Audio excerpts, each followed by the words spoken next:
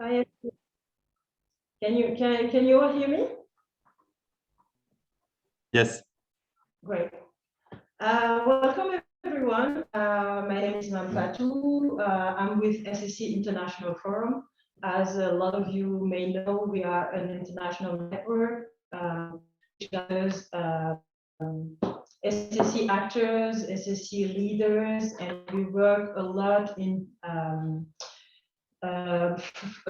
promoting the SSC at the international level. And we are here today, peer learning partnership on the internationalization of the SSC has starters. And what is this PLP? This PLP is part of a project that is led by the OECD called Global Action for the Promotion of the SSC. It has been this PLP coordinated by a member of SSC International Forum, which is the SSC network with the president that you have right here next to me. And for context, as you all know, the SSC has never been more talked about on the international level. It's on the agenda of the next International Labour Conference that will take place June of next year. There's at the European level, there's an action plan that's being drafted for the social economy. We recently created an international coalition for the social and solidarity economy. So I would like to say that while we hope and we work toward scaling the SSC, practices and policies that facilitate this internationalization of SSCOs are key elements to look into. And what better way to learn about the gathering SSC organization and public institutions who are involved in the same process. So in 6 months, we've talked, we've discussed, we've analyzed the diversity of realities, and we have a lot to cover today for this event. So we are going to get right into it, but before that, I wanted to let you know that the event is being streamed on Facebook, and you also have the opportunity to listen to the event in French. There's an interpretation option with a Zoom. You can click on the globe and choose if you want to listen in English or in French. And so without further ado, I'm going to give the floor to Gianluca Pastaroli, Executive President of Geosis Network, and he'll be presenting the lesson we've learned from the 6-month-long PLP. Thank you very much. It's been a great honor and pleasure to be, in a way, the coordinator of this collective project. Just because so the first words can only say thank you, because all the partners in this initiative has been really supportive, despite the very, very tight time frame, because as we know, we started really in May, June, and then everything has been done up to date, and we had a lot of meetings, a lot of research, and a lot of exchanges. So that is really the first start to saying. The first thing to start with is saying thank you to all the organizations that have been part of this project. Just to remind that this project was coordinated by Geosis, but had a lot of participants, and then it's really worth to mention the forum, the SSC International Forum, that is hosting this event for sure. And then we had essentially 3 levels of partners. One level was about practitioner organizations, so representative network from the EU international scale and the connected countries to the EU. So in this case, we are talking about Canada, the United States, Mexico, Brazil, India, and South Korea. Then we had another pillar of the project that was about public policy organization, policymakers. And then here again, we had a representative from all the different continents. And another level as an expert organization who were supporting and giving technical advice and expertise. So in the end, it was a very intense experience, and All the results are also available on our website. So the second thing I wanted to say after the thank you is this is the outreach event. It's not the final event. Outreach means that we are now summarizing and presenting what we have learned so far, because this is essentially a peer learning partnership. And the ambition was in the beginning to use this initiative to see if there is a group of organization willing to join this in collective and co-created initiative, exchanging and mutual learning on how to make the social and solidarity economy global and going international. And I think that the first answer is yes, because what the first lessons learned is that in this partnership, there was not only a lot of interest and participation, but also we see that we have many other things to do. So this is not the end, but the next month we will send you information about other events that will be targeting specific topics or specific geographical areas, but I don't want to disclose anything now. Stay tuned, because this is the first lessons that there is actually, as also Mame was pointing out before, a very strong attention from many policymakers and many people on social and solidarity economy, like maybe never before. Yes, we are talking from a European perspective. Everyone have heard about the forthcoming social economy action plan. This initiative was funded essentially by the European Commission through the OECD to reach a more global scale. And what we have been witnessing so far is that there is a global social and solidarity economy movement. And the other lessons that we have learned that are how much interesting and sometimes easy is to find common interests, common values that are at the core of the social and solidarity economy. And so today, in a way, we put a milestone in our path. And today's meeting will present in a brief way, in a synthetic way, some of the findings that we had during this journey. And we will close with some international guests to comment and to talk about the future. So first, in the next session, we will have 10 minutes of talk about definitions. What we have all found and learned from this PLP, but also from a parallel initiative, is how important are definitions and legal frameworks, and how important is to define a perimeter of the social and solidarity economy, especially when the policymaker attention is so high. So this will be the topic of the first panel. Then we will move to one of the outcome of our project, and will be presented by our Canadian partner, MC Conseil, and it's about the results in terms of what are the tools and what we can do in order to facilitate and assess the internationalization practices. Then from strategies, so from companies, we move to policies. And in the session by Rev, Luigi Martignetti, who was coordinating the work on this paper, we will hear a synthesis of the policy brief that is one of the outcomes of the project.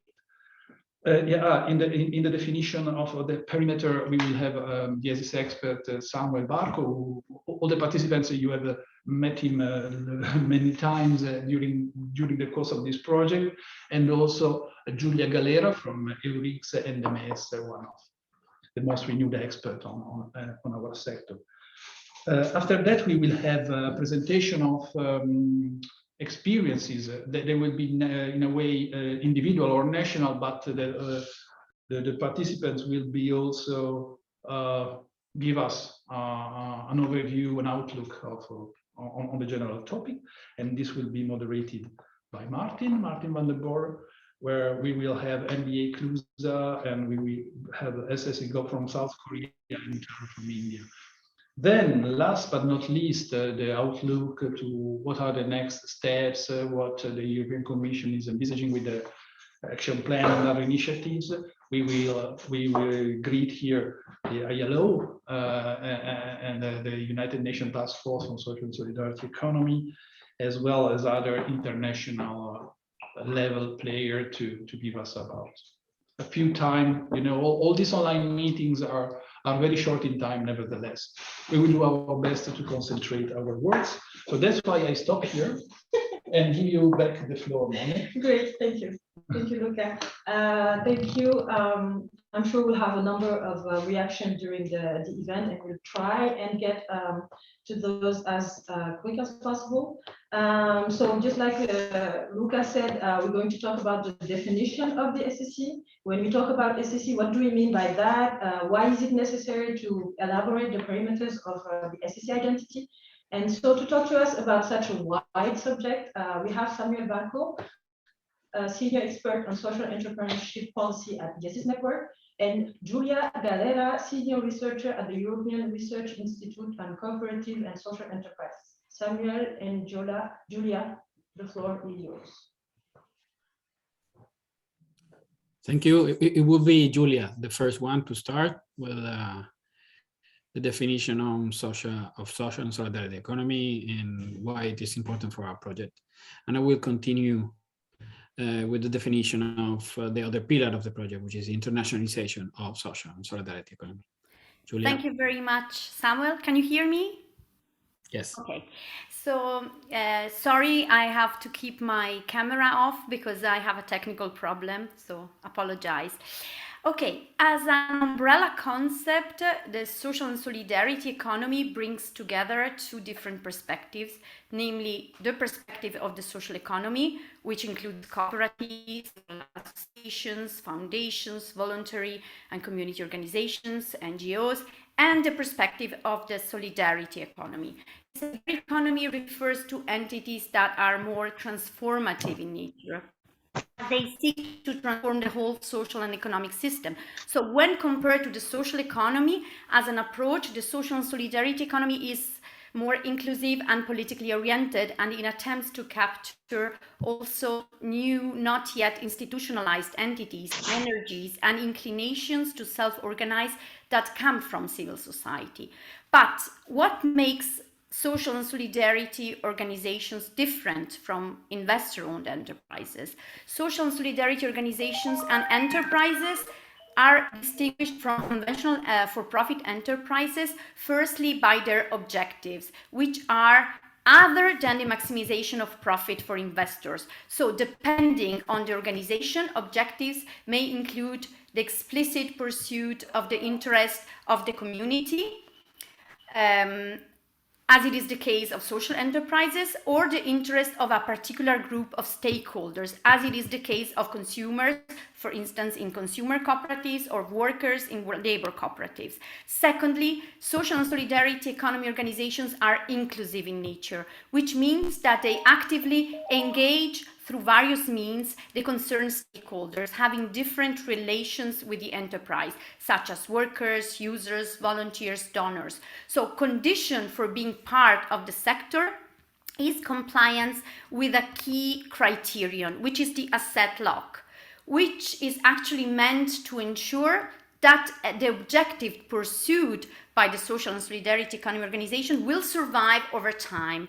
So setting clearly the borders between social and solidarity organizations and conventional enterprises, including also enterprises that generate a social impact but are not structured to prioritize social aims is of key importance, especially for policy purposes, as it was already highlighted. Indeed, policies, including fiscal frameworks and support measures, are designed on the basis of the particular features that are shown by the diverse organization typologies, and hence they reflect the diverse degrees of social responsibility taken on.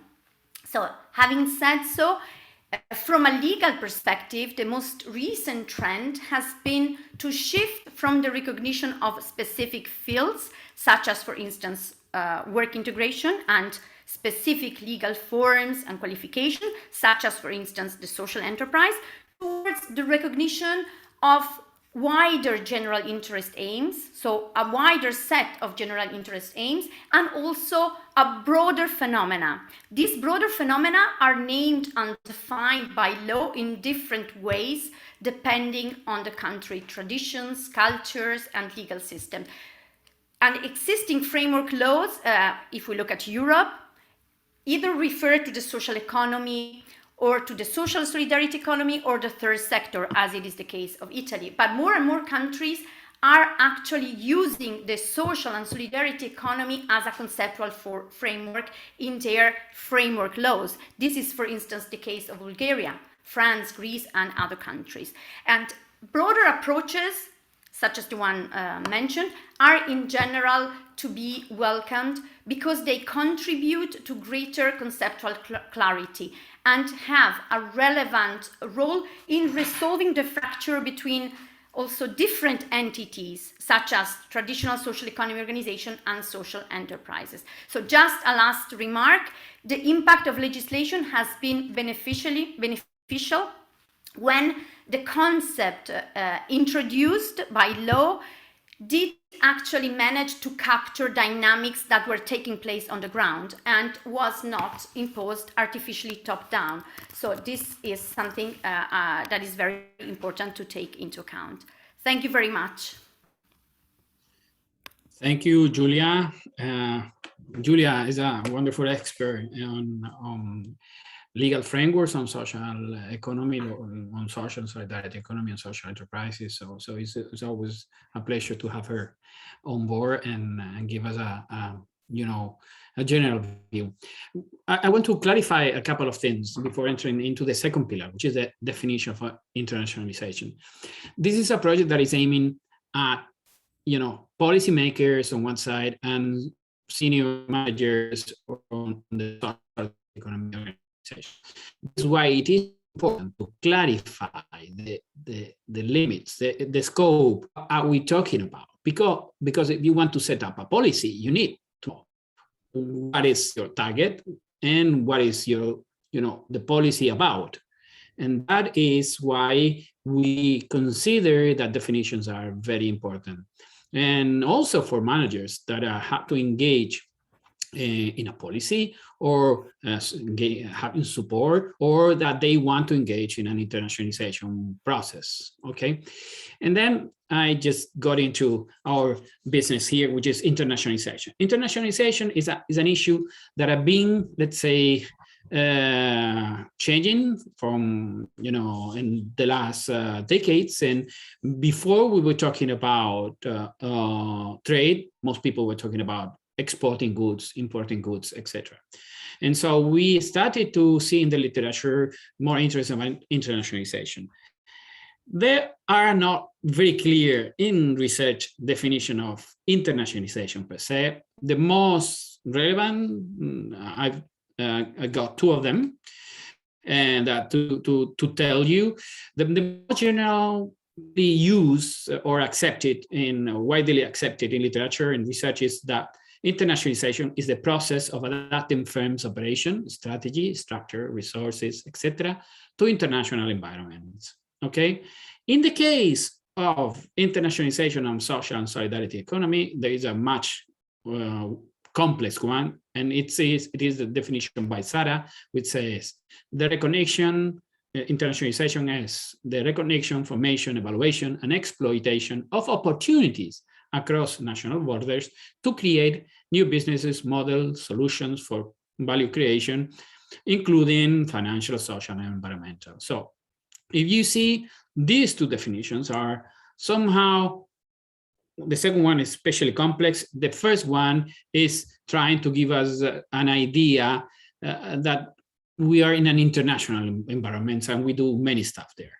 Well, for us, we considered that it was more interesting to clarify the internationalization by saying that internationalization is an increased participation in three types of flows: the flow of goods and services. So those goods and services that are sent or arrive to your community, the increased participation in the international flows of finance, so you either invest or you receive funding. And then we included a third type of flow, which is increasingly relevant, and is the flow of intangible assets. Why do we do so? We do so because we have been witnessing in the last few decades that the intangible assets are more and more the bigger chunk of the value of companies. And it is increasingly being a highly relevant flow in international exchanges. Okay, that is one point. The second point is that specifically for social and solidarity economy, there are a lot of intangible assets and intangible elements that are relevant to our values, our definition, do things in a certain way with a certain objective, and all of those are based on values, okay? And that is an intangible asset. So we decided that this was the preferred definition in our case. A second step, which is even more relevant, is the step that says that internationalization, by defining it as a participation on a flow, it is not only in one direction. So it's not only relevant when we sell abroad, it's not only relevant when we invest abroad, or it's not only relevant when we exchange with a second partner, with a second community, our intangible assets. No, it is equally relevant when we do it in the other or the opposite direction. So when we receive funding, that was the most obvious stuff, no? Receiving funds from an external investor has always been an element. Many policies, some policies have been addressing this. Well, it is also relevant when we seek and when we promote that our companies that are embedded locally, that are in our communities, and that they are focusing only or exclusively in the needs of those communities, can be equally international of those.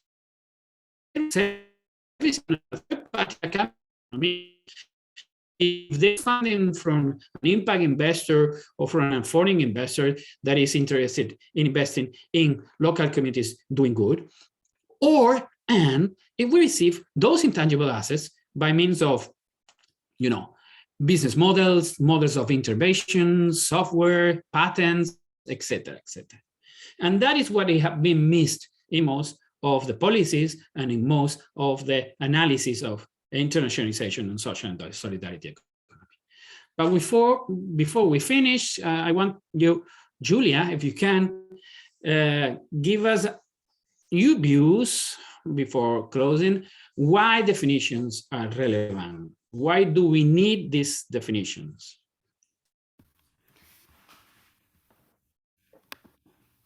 Sorry. I think I already explained why is the social and solidarity economy as a definition important, and I can highlight this further by saying that it's very important both for policy purposes, as I have said, because in order to develop policies, it's very important to know what typologies of organizations are facing. Unfortunately, when the social solidarity economy, social enterprise, social entrepreneurship, there is a sort of conceptual confusion predominates, which tends to which leads us to use different concepts interchangeably. And I think this is dangerous because leads us to consider also as social enterprise organizations that are not set up, for instance, to pursue explicit social aims. So I think definitions are moreover important also for the actors on the ground, because they need to become aware of the importance of their specific features, of their added value. And in the case of the social and solidarity economy, the key added value has to do with the local language of this organization, which enables social and solidarity organizations to capture new needs arising in local communities.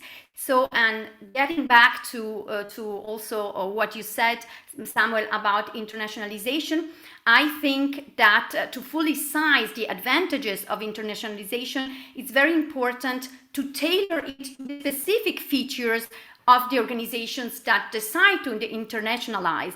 And in the case of the social and solidarity economy, it should reflect a, so to speak, collaborative and solidarity rationale. And so when internationalizing social and solidarity economy organization, it is moreover very important, as you said, to pay attention to those intangible assets, such as working instruments, digital tools, models that are sometimes very difficult to unearth because they are experimented spontaneously bottom up. So when identified and modelized, these practices very rational elsewhere, and if internationalized,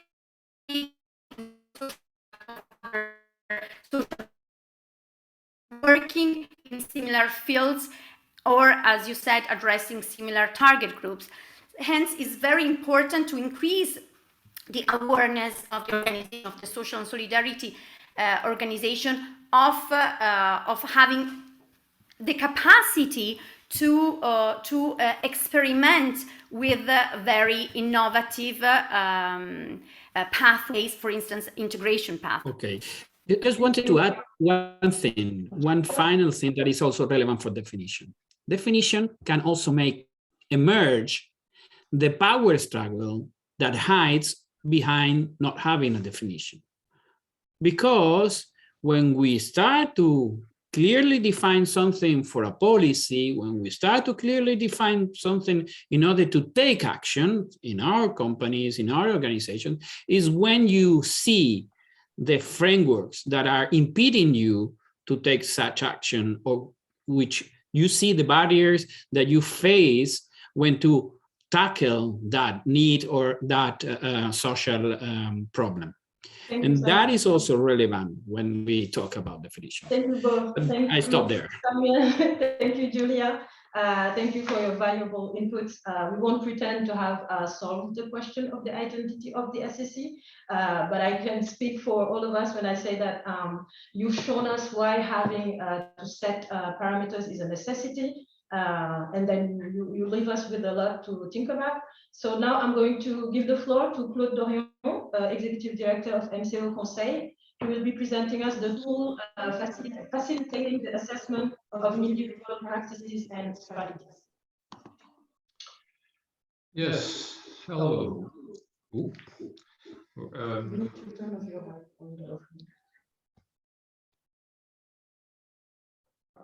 Okay. Great, I think we're good. Let's try again. Sounds better that way? Okay. We can hear you.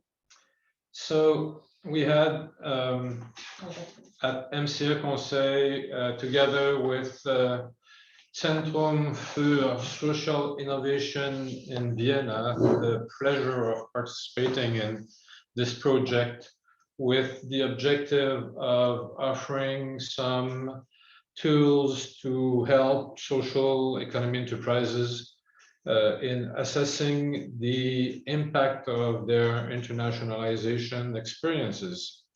So I'm going to try to present a summary of 15 minutes of our work, which is unfair because it's worth much more. MC Conseil is a member of ESS Forum International since about 10 years. We're a consultancy specialized in economic intelligence, financing strategies, governance, and general management support to social economic enterprises, mostly in Quebec, Canada, but we're also involved in international mandates and international exchange of knowledge on social economy support strategy for at least 25 years. So we've been very happy to work with our Austrian partner on this part of the project. We submitted a series of tools to help social economy enterprises assessing their experience in internationalization. And those tools take directly into context the issues of the definition of social economy enterprises. Of course, as Julia very clearly demonstrated with the support of Samuel, a social economy enterprise is an association of people united in a democratic framework through a collective ownership of an economic project with a social aim of developing solidarity or services to its community. So it's a collective ownership working with a democratic governance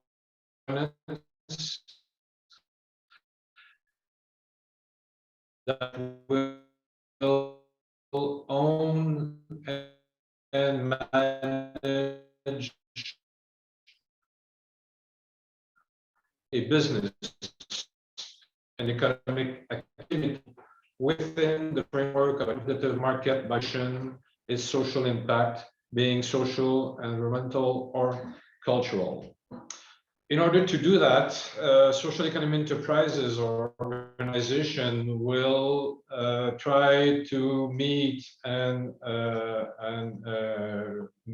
maintain 6 operating principles: a purpose of serving its member and community, an economic goal to be achieved to ensure sustainability, a governance built on collective ownership, the primacy of people over capital, participation and individual and collective support to the project, and a governance that will allow it to have autonomy vis-à-vis the state.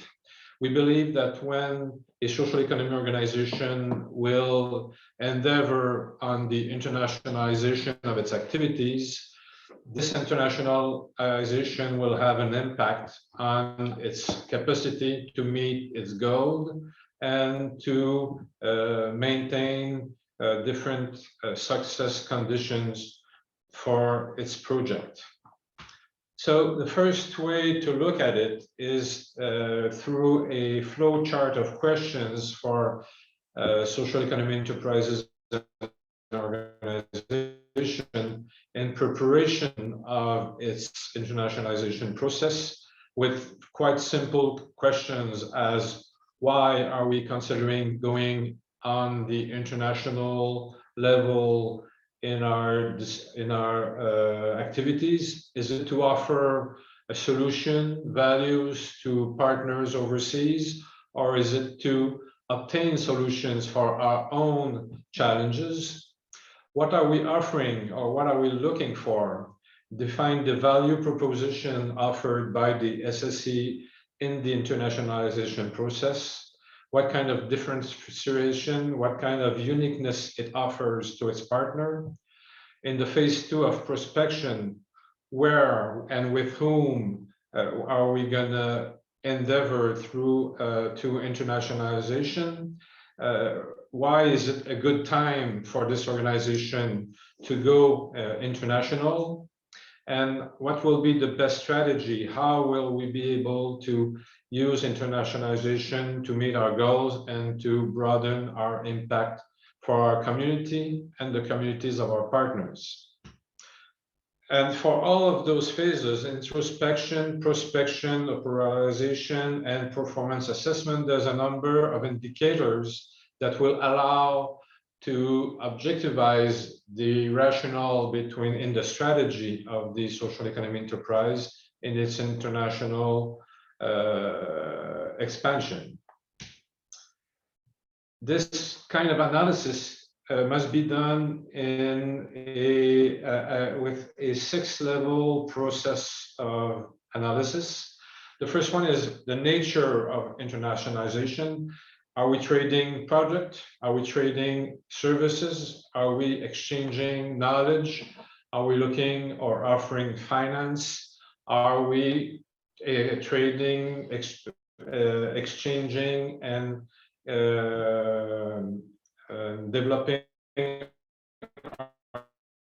our values with our partners? So the nature of international process, will it be bilateral? Will it be multilateral? On an outward spectator of the internationalization, or are we receiving CEO from another country? And this activity will have an impact at 4 levels, 4 different, very important levels. The first and most important is the mission and social impact of the social economy enterprise. The finality of a social economy enterprise is to have a positive social impact on its community or the community of its partner in the other country. So we have to be able to have an assessment, a clear assessment of the positive impact of our internationalization for our community and the community of our partner. The second level is the strategic impact of this activity on the, as explained before, its values and the development of its operational capacity to lead and fulfill its mission. On the third level, we're talking about economic impact. What impact does it have in the community, on the market, on job creation, on the creation of wealth, and how this wealth will be distributed among the participant in the project. And finally, the financial impact.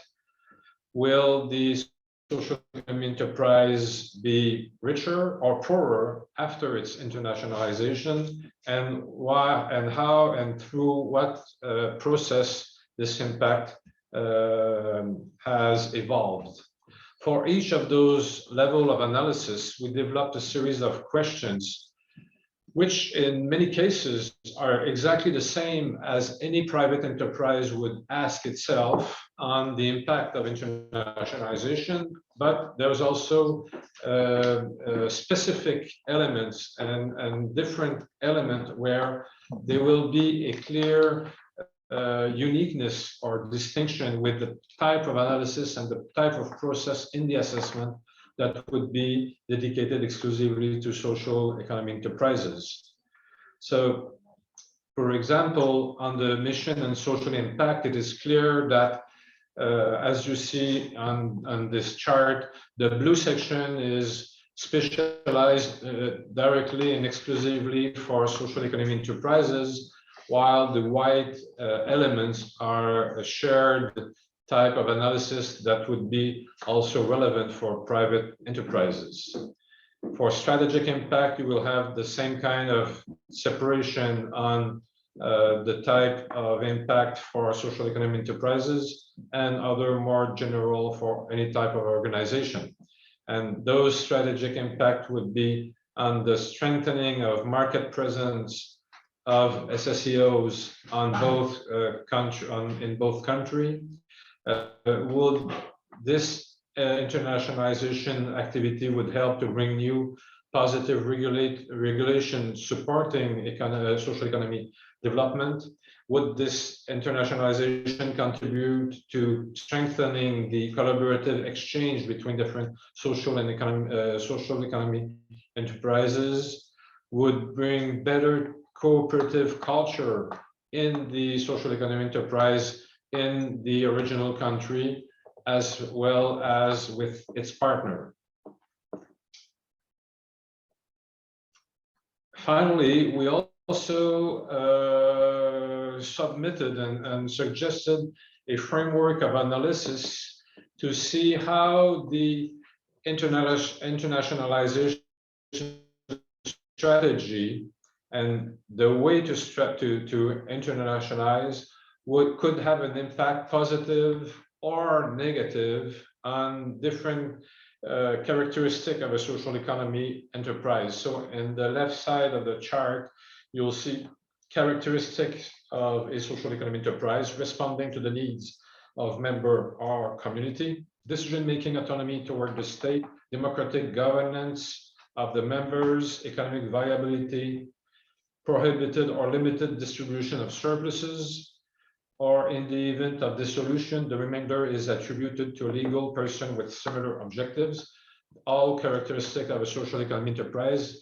And we will try to assess how, when you are in a strategy of cooperation, diversification, merger, acquisition, spreading, benchmark analysis, and so on, this type of cooperation with a foreign organization would have an impact on the characteristic of the social economy enterprise. Of course, in order to present the details of this analysis, we would need a little bit more time than 15 minutes. So thank you so much for your interest, and I would be happy to answer any questions. Well, thank you, Claude. Thank you for your very selfless sacrifice and for staying within the 15 minutes. So now we're just going to go right ahead and give the floor to Luigi Martignetti, Deputy Secretary General of the Reves Network. He will be presenting the policy brief the consortium elaborated after our 6-month collaboration. So Luigi, the floor is yours. Thank you very much. Thank you for invitation. I will share my screen. Just give me a second to keep the right presentation because I'm trying a beta version of it. Just a second, please.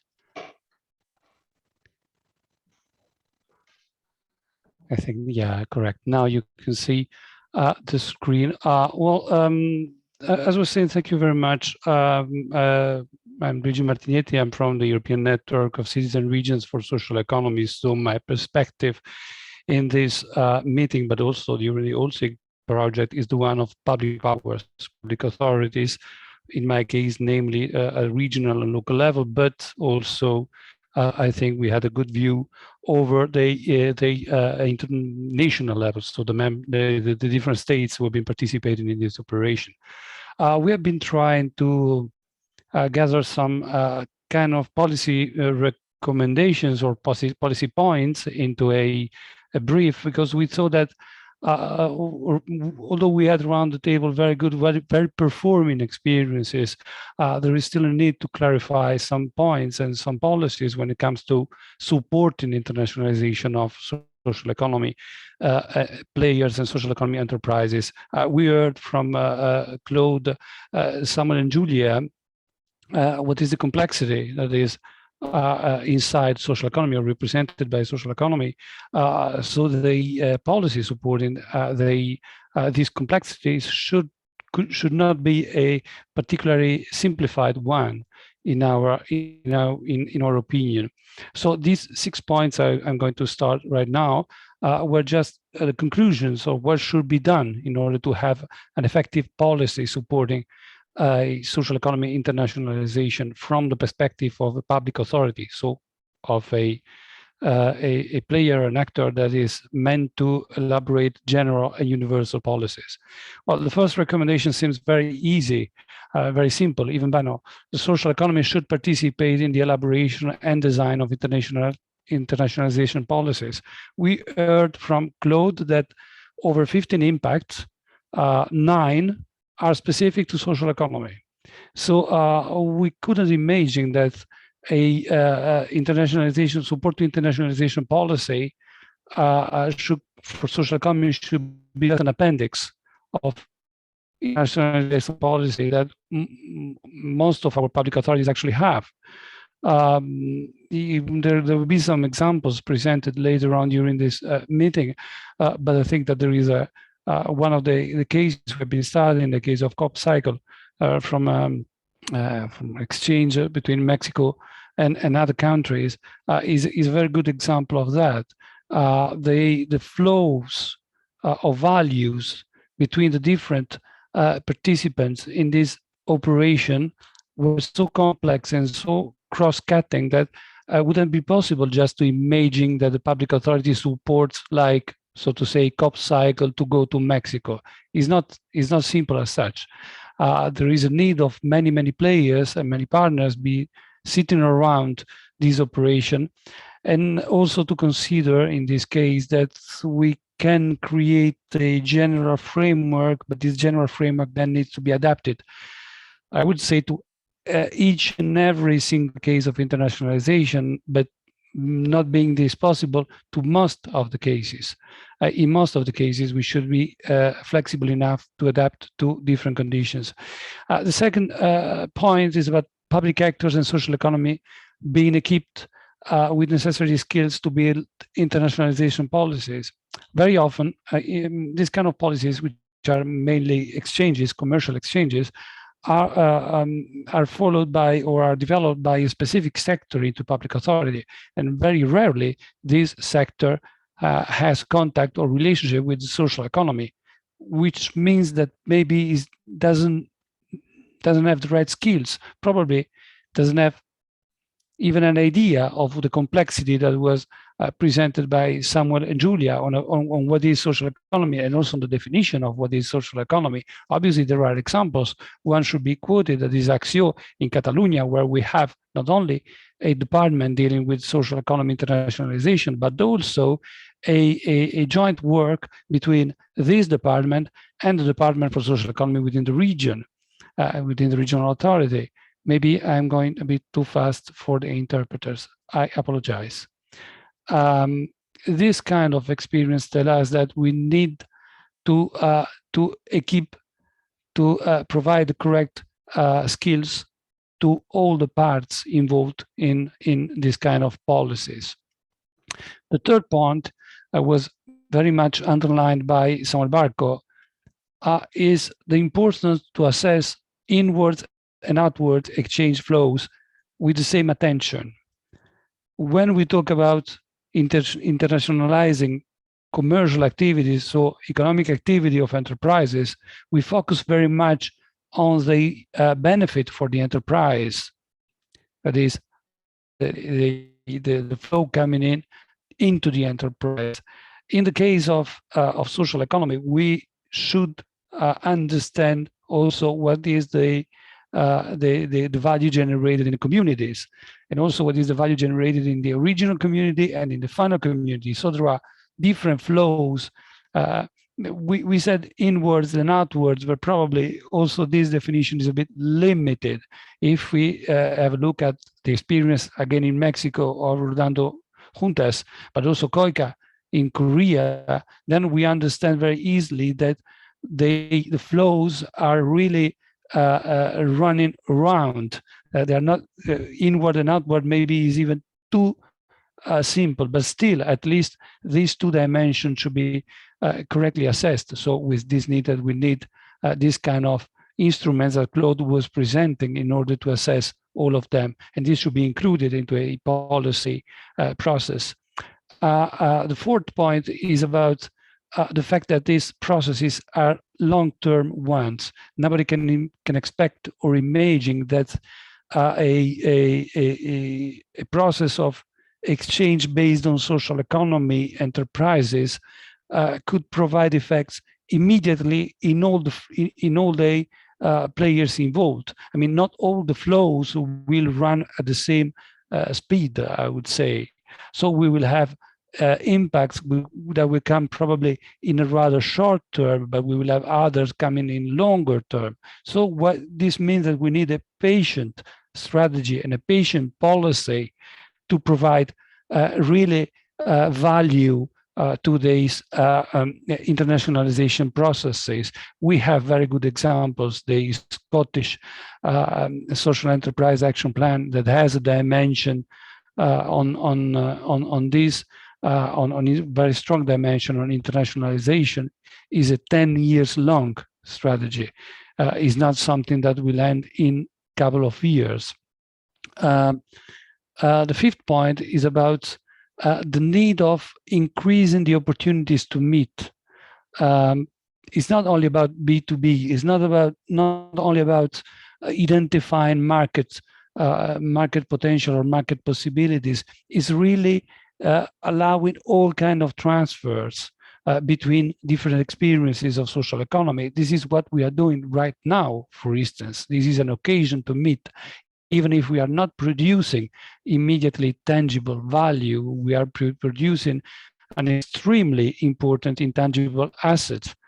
Again, in this case, I have to quote the Scottish example of the Social Enterprise Exchange Academy, that has a network in this sense and in this field. And finally, the last recommendation is probably the most difficult one, and we don't have an example for this. Is the point, presently trade agreements do not foresee or do not quote social economy. They are all targeted on capitalistic economy, on conventional economy. I would like to say, probably we would need specific agreements for the social economy, exactly because for the reasons we heard, that is the complexity of this kind of process, of policy process, the dimensions which are involved in this case. We heard democracy as one of the main features of social economy. So when there is an exchange, this has to be democratic. And this is not something that we find very often into trade agreements so far. So we will probably need a specific agreement at international level just to provide social economy with the same highways which are provided for conventional economy. But waiting for that, it would already be very important, extremely important, that inside the existing trade agreements, we introduce a new chapter on social economy, a new chapter on supporting policies to internationalization of social economy. This is not absurd. Luca Pastorelli, in the introduction, has been quoting the Social Economy Action Plan from the European Union, the upcoming Social Economy Action Plan. Up until 20 years ago, it was in our dreams. Social economy was not a specific policy of the European Union. Now is becoming, which means that there is still a possibility that social economy become a stable element in any international agreement and in any process of internationalization and exchanges. And this was also the sixth and last point. This recommendation, this policy brief obviously will be shared with more details and disseminated and distributed through DIESIS to all of you, obviously, and to all relevant partners. But really, I would like to underpin the fact that we were lucky in this operation because we had very performative public authorities, but unfortunately, the majority of public authorities developing internationalization policy are not so performative.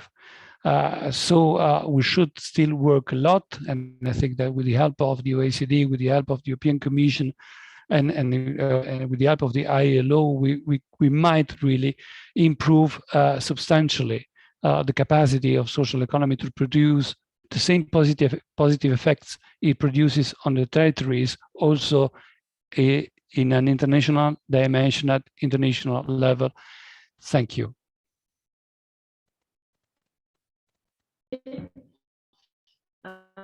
Like you said, we'll make sure to share the final version of the policy brief on DSCC's website, and we'll make sure to send the link to everyone who has registered for this event. And as a side note, there are over 60 people who are here following us on Zoom. So thank you for being here, and don't hesitate to leave any question or inputs in the chat, and we'll try and make sure to get to it as soon as we can. Now I'm going to give the floor to Martin van der Boer, who will be moderating this next part of the discussion, where we try to bring the focus on local contexts and realities. Martin, the floor is yours. Merci beaucoup. Bonjour tout le monde. Hello, everybody. I'm very happy to be with you. My head is buzzing right now after the presentations of my colleagues. And I'm very happy with the guests we have today from 3 continents. So we have people from NCBA CLUSA in the Americas, from Korea, and from India. I will introduce them one at a time. I just want to go back to some of the things that have been said to set the table before our 3 panelists, especially about the intangible assets. If we go back to the beginning of this peer learning process, which was quite compressed, as Luca said at the beginning, more than we would have liked to. If we were to go back to the beginning and select cases now, I think we would have it would be much easier for us to find cases. I think one of the things we realize is that a lot of the work that's being done in internationalization and social economy is quite invisible. I'd go even further, and in some continents and in some countries, social economy per se is almost invisible. The question of the intangible assets, I think, is becoming more and more important for different reasons. We just came out of the COP26 in Glasgow, and when we look at the challenges in front of us to face climate change, one of the things we need to do is to exchange less goods and to exchange more ideas, and so to work more on these intangible assets, and to go back to a globalism that is less based on trading goods and more on collaboration and on solidarity. And so this will be interesting to see. And when we talk about social economy being invisible, or sometimes social economy organizations not even seeing themselves as social economy organizations, I'd like to cite one example, and it's the International Network of Fab Labs. That was born in the United States, that's now international, that has almost 3,000 organizations, most of which are not-for-profits, cooperatives, or hybrid models, but that don't define themselves as social economy, but that are working in this intangible assets and that are providing solutions to communities globally, and we saw it during the pandemic. This is a movement that's very strong in the United States. The 3 examples that we have today, I think it's also important to say that they're coming from countries that do not have framework laws, but that nonetheless have very interesting examples and ecosystems. And the first one we'd like to introduce today is NCBA CLUSA from the United States. And to present on that, we have with us Camila Piñero-Heinecker. Camila? Hello, everyone. Can you hear me well? Make sure. Okay. Thank you. Thank you for this opportunity to share some of the learnings from this journey through this Silk Project, and thank you to the DC's team for leading this effort, and to OECD for making it possible. What I have been asked to share with you is from the perspectives of the Americas. So that's a challenge because, you know, Americas is very diverse. But maybe start by saying that in the consortium, we had the luck to have INAES, which is the Instituto Nacional to promote association and social economy in Mexico, and we had equal exchange. Is a case that we started too, which is a worker cooperative in the US, and well, we NCBA CLUSA, we are the National Cooperative Business Association in the US, formerly created more than 100 years ago as the Cooperative League of the US. So it's a very diverse set too. We had the participation some colleagues from other Latin American countries, especially Brazil. So where there is a lot of experience also with the solidarity economy. So maybe just share that, reiterate some ideas that have been mentioned before. But first, maybe I can start talking a bit about how we go about internationalization and what we, and then I'll end my 7 minutes with some ideas for how to move forward, no? Or in terms of strategies. That sounds perfect. Thank you.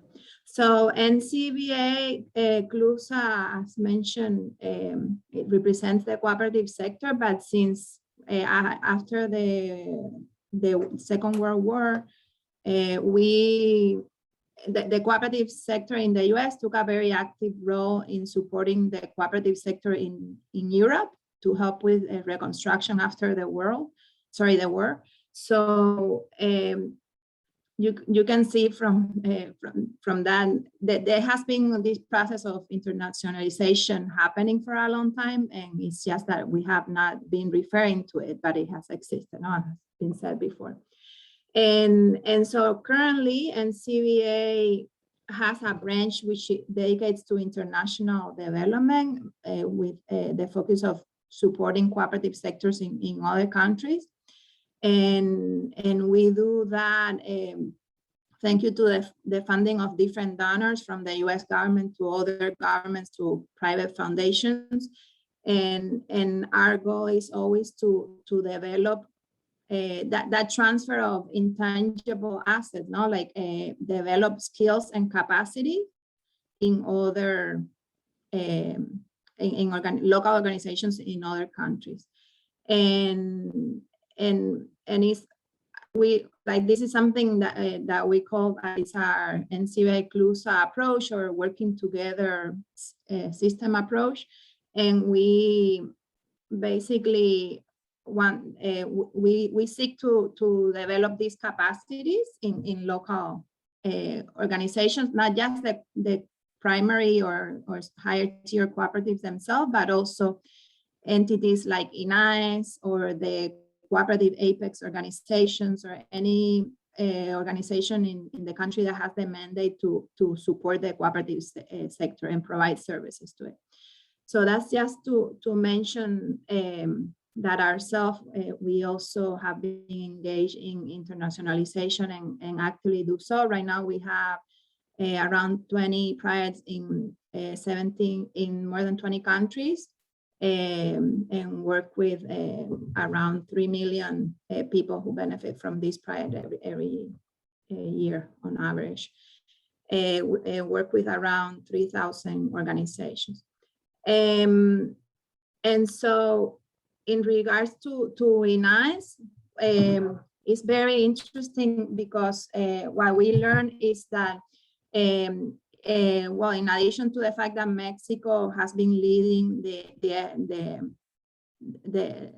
policies and legislation in regard to the social and solidarity economy, they are working with other social and solidarity economy organizations like Co-op Cycle to transfer these also intangible assets. So for example, INAES has concentrated on foreign direct investment to the social and solidarity sector in Mexico, franchising and licensing like Co-op Cycle.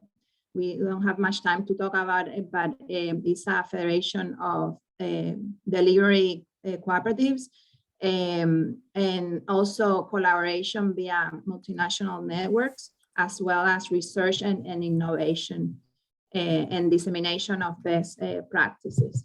So maybe this is in the area of intangible assets. Maybe in the little time that I have left, I can talk about equal exchange. And another case, Pachamama, we show different types of internationalization, that are inward, but focus on goods, no? Which, for example, Equal Exchange is a worker cooperative, as mentioned, that has members that are, in addition to the workers, that are in other countries, like it's a partnership relationship with La Siembra in Canada and another organization in the UK. And so it shows that internationalization can happen also inward. And in this case, it's among kind of like sister organizations. Another case that for me is very fascinating that I wanted to mention is Pachamama, which is a cooperative based in the US, but actually the members are producer cooperatives in Latin America. It has members in Peru and in Nicaragua, in Guatemala, in other countries. And we work with one of their members, which is COCLA, a second-tier cooperative with around 2,000 members, farmers, and this is a very strategic relationship for these producer cooperatives as a way of, we always talk about fair trade, no, and that's the kind of like the mission that Equal Exchange and Pachamama seek. But this arrangement that Pachamama has established allows for the producers to have a real voice in decision-making about how what they produce is sold and distributed, no, in the markets. So I think it's a very interesting case to study, and it shows maybe a strategy in the way that social and solidarity economy organizations themselves can think about ways of partnering with other organizations, especially in the South, to actually make equitable and ethical value chains, no? As we know, it's a concept that is key for understanding internationalization of goods, no? So maybe just end by saying that I agree with, we agree with everything that Luigi mentioned before in terms of policy strategies, and that this exercise that we have done has been very helpful to learn more about how internationalization is happening, because as we learn, it's something that has been happening for a while. We just have not systematized cases, and I think it shows definitely the need for policies, public policies, national and like global policies that recognize the particularities, no, the difference of these organizations, and that truly enable them to materialize their potential, because they are by not recognizing their existence, there are barriers that are created in what these organizations can do and the type of relationships they can establish across borders when they try to go beyond the conventional trade practices. So I'm going to leave it there. And if there are any questions, I can hopefully make more coherent points. Thanks. Thank you, Camila. I'll propose that we continue with the two other presentations and that we then enter in a broader conversation and take some questions. You mentioned Equal Exchange, you mentioned Fair Trade, Pachamama, and COCLA.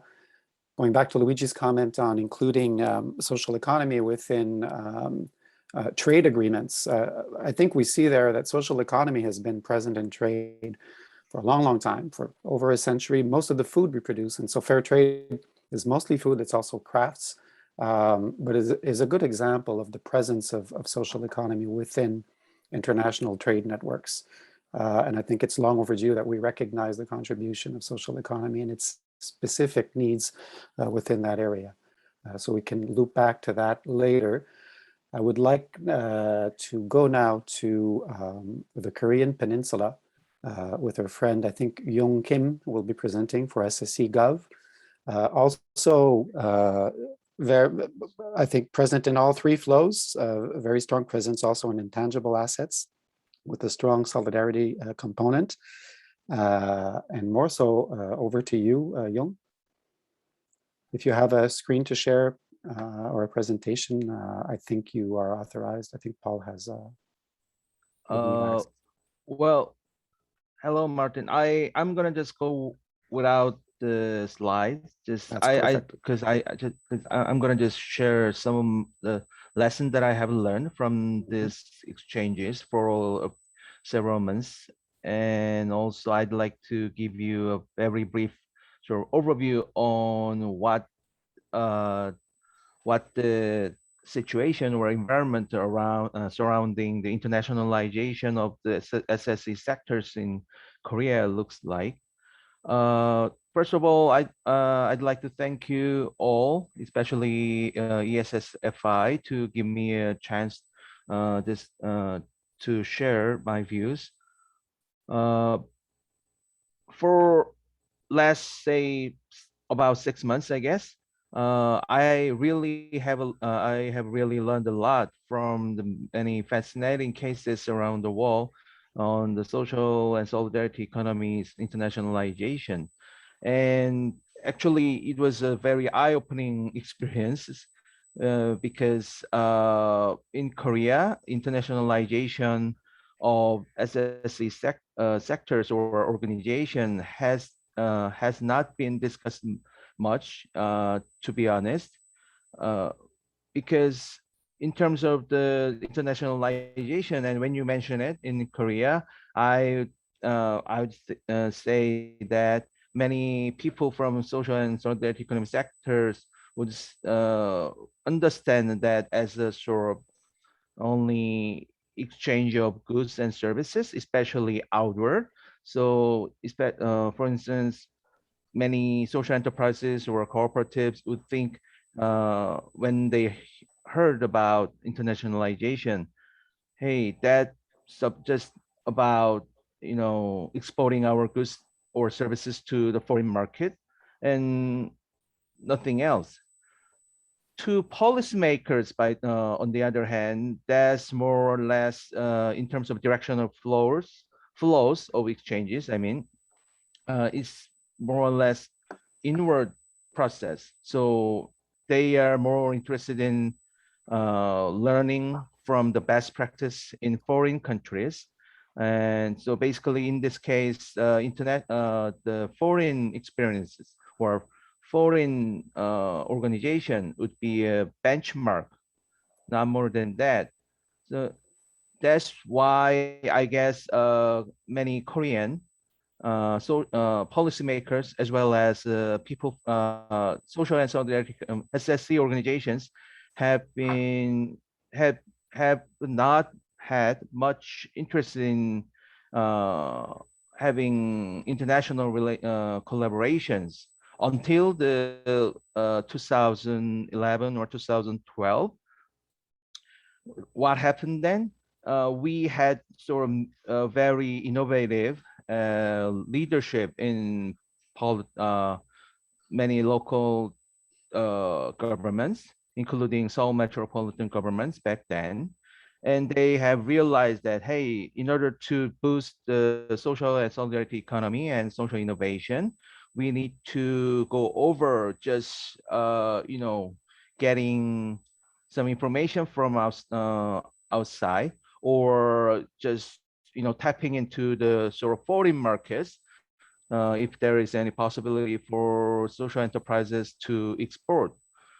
So the discussion about having more, say, steady exchanges of information and experience have been discussed, and that's where I believe that's where people started to think about getting an international network such as Global Social Economic Forum, GSEF, because we were followers, unlike the many leading countries in Europe or American continent in social solidarity economy sector. So we had to learn from them, but also we have had a certain, say, amount of experience, certain level of experience that we'd like to share with, because the Korean social economy sector has been very policy driven. So from that point, I think we many people in Korean SSE sectors have been more active in getting exchanging experience and ideas with our foreign peers and partners. So after about a decade from that point on, now I'm here, as a part of this PLP experience, and so I think we made a certain level of progress, but in retrospect, I guess we are still have a long way to go. I mean, we as a Korean sector, SSE sector, still have a long way to go, especially in terms of policies, because from this PLPs and exchanges of many great cases, either in either policies or either of the strategies, I have found that many different parts, many peers of in other countries have made more progress.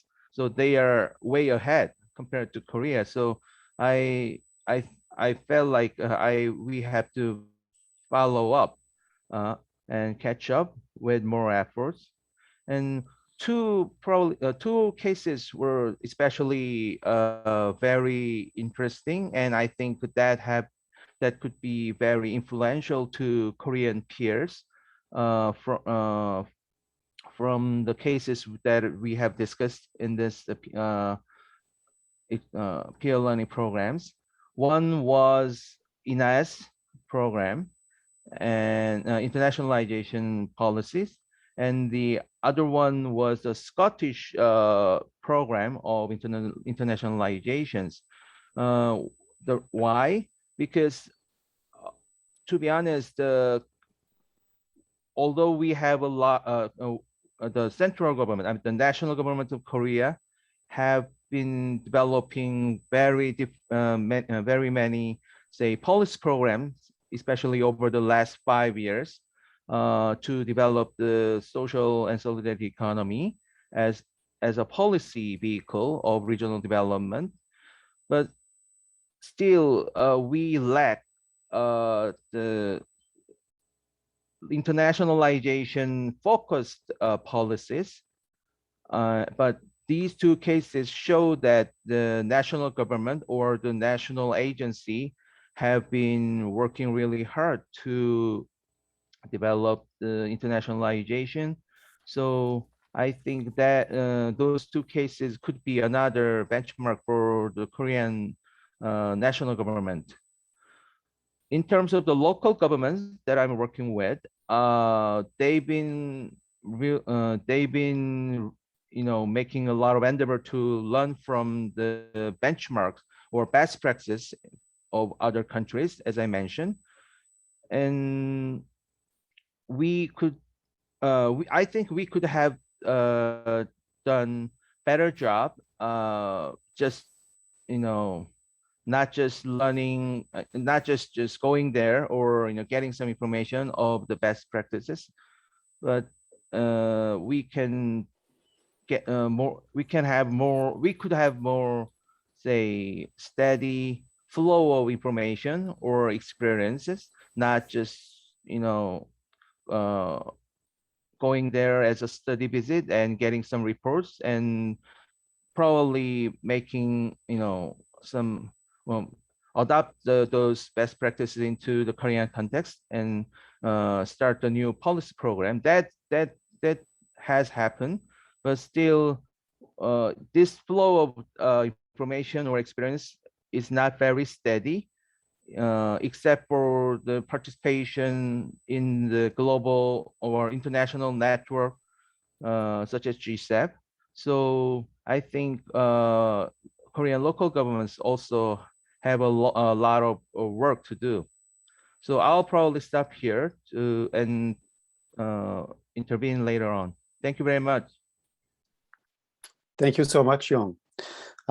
You mentioned the fact that this work is a long-term process, and you were going back to, I think, 2012, 2013, when Korean cities and Korean civil society actors and government officials started traveling the world to study the social economy. I remember the first delegations that came to Quebec and Canada to visit us. Little did we know at that time that we were not just receiving delegations, but creating a relationship that would continue today. And we can see in that process that you were coming here to learn, and now today in Quebec, we see many cooperative networks, some important ones. I've mentioned l'AKP, for example, which is a network of organic farmers that are studying your local food systems, social economy food systems around Seoul. Many are looking at the urban regeneration projects that you have there. So it's definitely become multi-directional. And I think it's also important to recognize that through that work and through the work of GSEF, the GSEF Secretariat, it's not only the events, but the Secretariat as well. I think you've contributed to opening new relationships and new flows that did not exist between certain country continents. So all the relations were very much modeled on old colonial relationships that existed. And the fact that we're all here together, I think I'd like to thank the South Korea and all the actors of the social economy for having built new bridges. We need to recognize that. Next on now, we have our friends from Tara in India, and to present, we have Shastant Patara, CEO of Tara. Welcome with us this morning. I think your microphone is, it's unmuted now. Should be working now. Thank you so much, Martin. Thank you. Special thanks to the ESSS Forum International, the Basis Network Silk project leadership team. The peer learning partnership or platform actually did what I think Martin mentioned. It gave us a chance to look not just at social and solidarity economy initiatives across the world, but it gave us the chance to look at ourselves and what we've done over the last 3 decades or so in this area. It'll be a pleasure for me to share that with all of you now.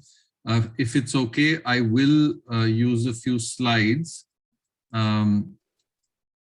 Please do. Paul, can you authorize Mr. Patara? Yeah.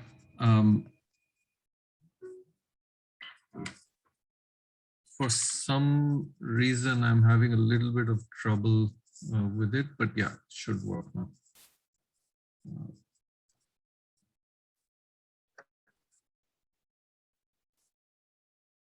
Are the slides visible? Not yet. Okay. I think I'm also having some.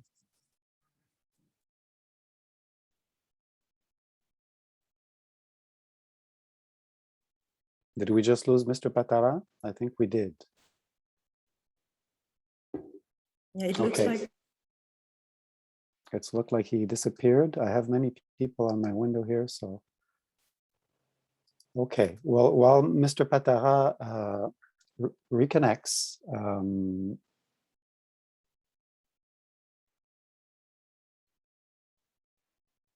we can, I'm not too sure what to do here. We have some reaction in the chat if the people who wrote. Would you like to read the question? There's Laura Ortiz who sent a reaction in the chat, but it's different, so I'm going to read it out loud. She says, bonjour à toutes, j'aimerais aborder le rôle que peuvent avoir joué ou du moins connaître l'état des relations entre les initiatives repérées dans ce partage et d'apprentissage pair à pair et les outils des sciences humaines et sociales. Ont-elles joué un rôle pour le développement des initiatives? Ont-elles été associées? Avec ELIX, agence en innovation sociale, nous appuyons le développement des initiatives de terrain ou politiques publiques par les outils de la recherche et développement social en France et sommes intéressés pour connaître les pratiques dans d'autres pays. C'était notamment une approche développée par CITEX que vient de mentionner Martin.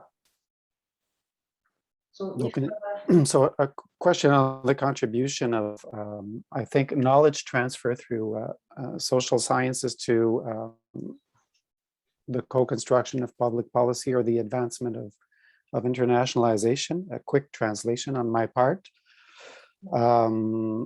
Does anybody want to talk about that? Young, you spoke a bit of that notion of knowledge transfer in South Korea, the role of academics or social sciences within the support of the social economy ecosystem and policies. Is it something you view a lot? She mentioned cities, which we had created for the benefit of all, which was created by Barcelona, Seoul, Montreal, Mondragon at the 2016 GCEF in Montreal, specifically with the aim of doing cross-pollination and with three components: civil society, research, and local governments. Well, I've been following the initiative, and Martin, you are probably the one of the most suitable person that can explain those initiative, because you were in charge of the project. But so maybe you have the answer already, but you're just giving me a hard time, right? Or extending the hand, just to say maybe that we were both witnesses that this exactly. Yes does exist, right, and that we can have these people at the table with policymakers, with national budget coordinators, with practitioners, people like you, to help advance this important work. Has Mr. Patara joined us yet? Can somebody write to him to see if we can, or would Martin, he's trying to join back. He should be joining in the next 2-3 minutes.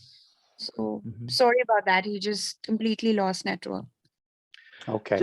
I just wanted to add a couple of points to what I've said in my talk, because after a decade of efforts of internationalization with many peers around the world, and, as a follower's point of view, Korea has made a certain progress, I believe, because we are gonna host the World Congress of ICA next month, as you probably know. It's gonna happen in Seoul, and I was told this very important event and to ICA, because they will that event hasn't been held for about 12 years or so, and they the people, the members of ICA will sort of discuss about their next say decade or next 10 years, the future. So and also they were talking about the identity of the cooperatives movement and so on. So I was very much impressed, and if there hadn't been our efforts of Korean efforts to internationalize our the Korean SSE sectors 10 years ago, I don't think it would have happened in Seoul, So I guess that was our that is our the outcome of Korean internationalization effort. No, not that we earned it, but we were blessed to have those the event and exchange with other peers.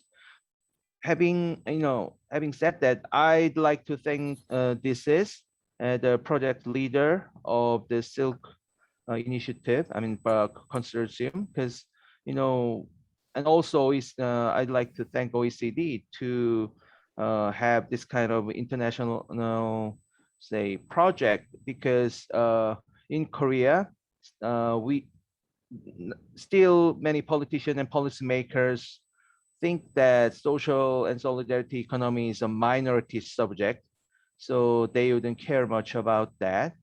But having this kind of international recognition from our peers and colleagues from other parts of the world would have been really helpful to Korean sectors, because just regular and ordinary Korean citizen or policymakers can find that how important the social economy sector is by this kind of international support. So once again, I'd like to thank OECD and ESSFI, and also our project leader, DCs, and other peers too.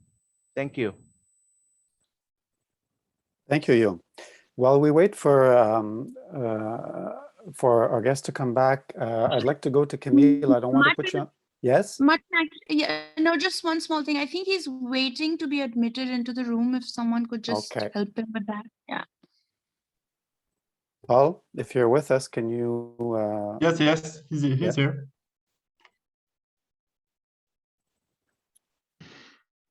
While we wait, I know that Laura from Elix wanted to say something. So Laura, can you hear us? Oui, bonjour. Est-ce que ça va si je parle en français? Oui, bien sûr. Ok, d'accord. Sinon, je ferai l'effort. Mme Fatou me proposait donc d'expliquer un peu plus là, ce que je mettais dans le chat, donc sur les leviers de la recherche et développement social. Et voilà, on était curieux de savoir dans d'autres pays comment c'était pratiqué, est-ce que c'était pratiqué. Nous, comme on l'entend, c'est de construire les sciences humaines et sociales avec les acteurs de terrain, c'est-à-dire qu'eux aussi soient co-constructeurs de connaissances nouvelles, de par leur pratique, de par leur réalité, de par ce qu'ils construisent en innovation sociale et en nouvelles pratiques, modèles, etc. Donc, à la fois qu'ils soient co-constructeurs des sciences humaines et sociales, et en même temps que des chercheurs et les outils des sciences humaines et sociales puissent être injectés et travailler au développement des initiatives. Donc, au-delà d'apport de contenu, d'apport de connaissances, mais vraiment co-construire le développement de ces structures-là. C'est dans ce sens-là que je l'abordais. Et voilà, j'étais curieuse de voir comment d'autres pratiques et d'autres pays pouvaient s'emparer de ces outils-là. Je ne sais pas si c'est clair. Excellente question. C'est très, très clair. Pour garder le flow des présentations, et maintenant que M. Patara s'est joint à nous, je vais lui donner la parole. Et on va revenir à votre question plus tard, si ça vous va, Laura. Merci. Très bien, merci beaucoup. Oui, merci à vous. Mr. Patara, thanks. We're happy you were able to join us again. And so we were able to continue the conversation while you were reconnecting. Over to you now. Welcome back. Thank you.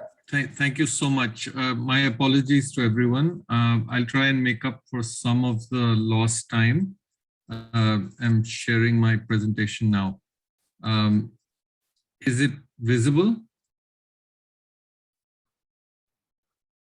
No, not yet. Not yet. Just give me a moment, please.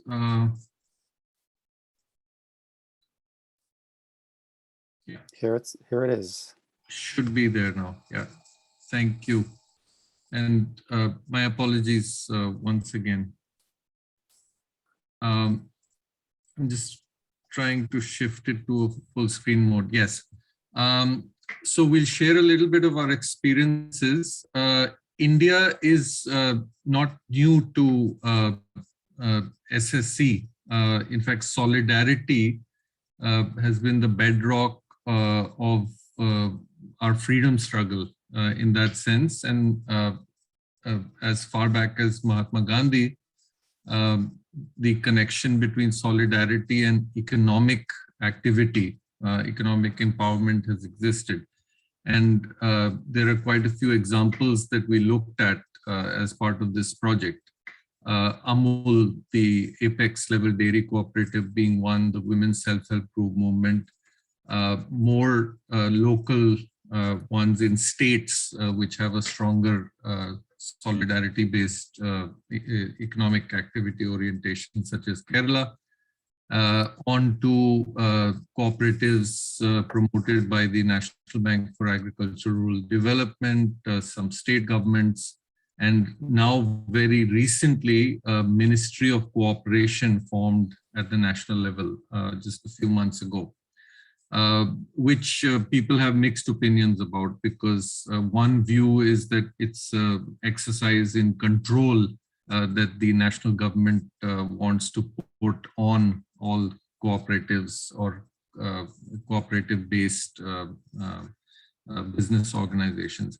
I think what's interesting here is that if you look at the gap between 1995 and recent developments where the government has now decided to prioritize cooperatives for whatever motive is the emergence of social enterprises.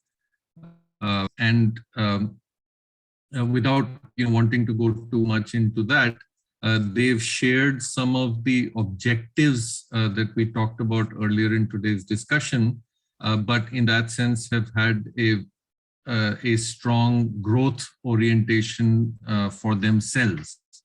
The idea being, how do we grow as social enterprises, and not necessarily in terms of collectives or organizations of that nature. If we move on in the story, this now is about development alternatives from the time in the 1970s when our chairman, Dr. Khosla, developed the ideas to various roles that we have played, functions we have performed. It's very difficult to read, what you see there. There are just numerous examples of how, with the focus on technology and enterprise, backed by strong institutions, right from communities to state level networks, national networks, we've tried to amplify the impact of solutions, some that we have developed ourselves and some developed by other organizations. Moving rapidly now to the subject of internationalization.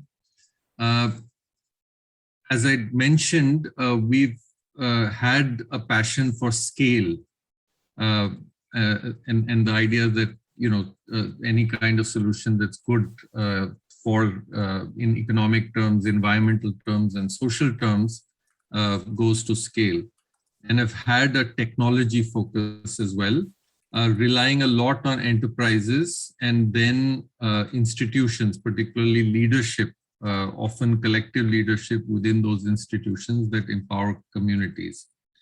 And it's at that overlap of wanting to transfer technology solutions and exchanging knowledge and experience where most of our internationalization efforts have focused, leading to the adoption of innovation at larger scales. And as the diagram shows, this is backed by the collaboration networks, partnerships that we've had with other organizations.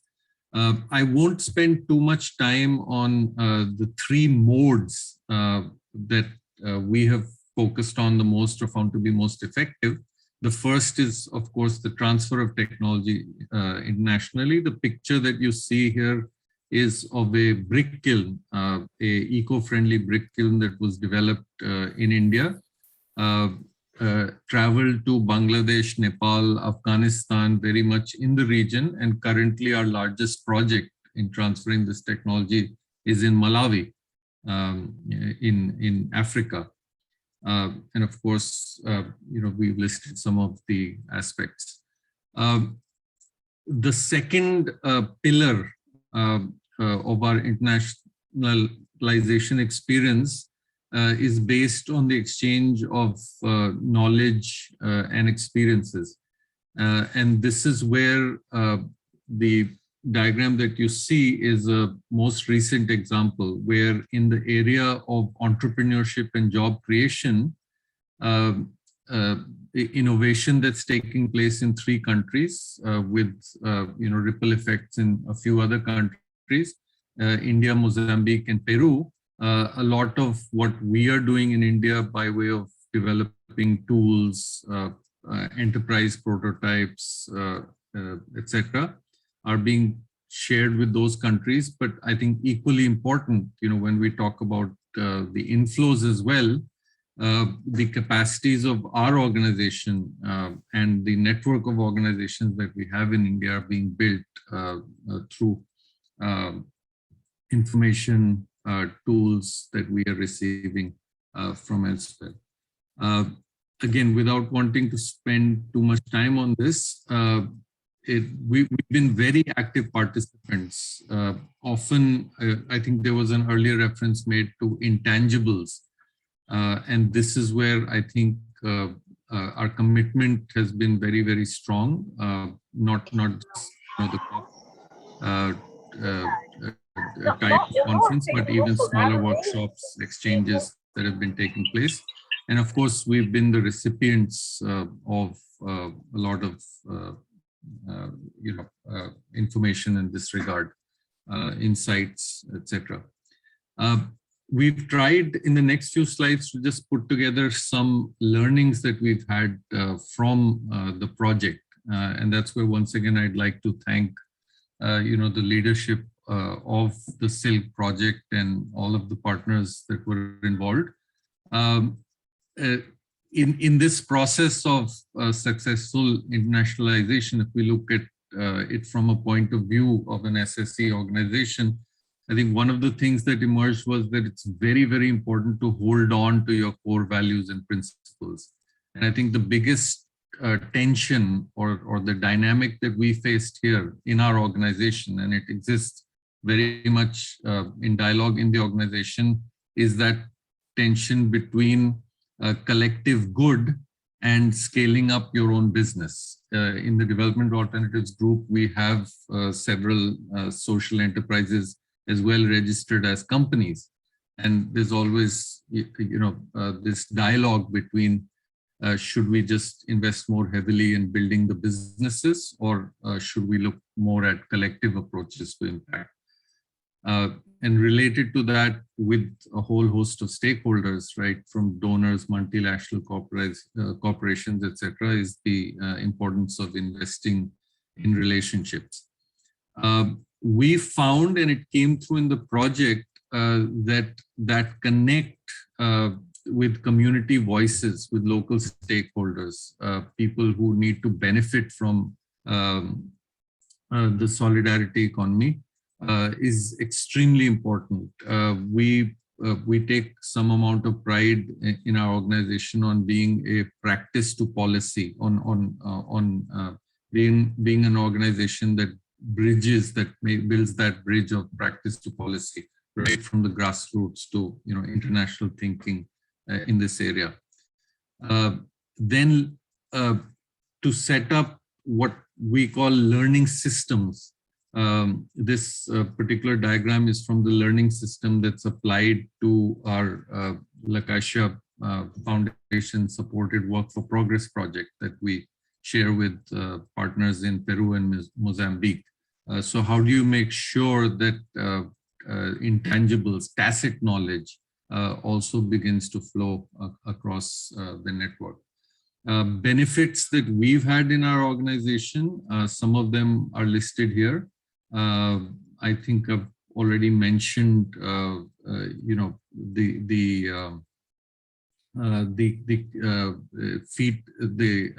stimuli that we get from the international connects, which has some very practical advantages in terms of improving the organization stability or quality, etc. But then there are lots of intangible gains that also happen.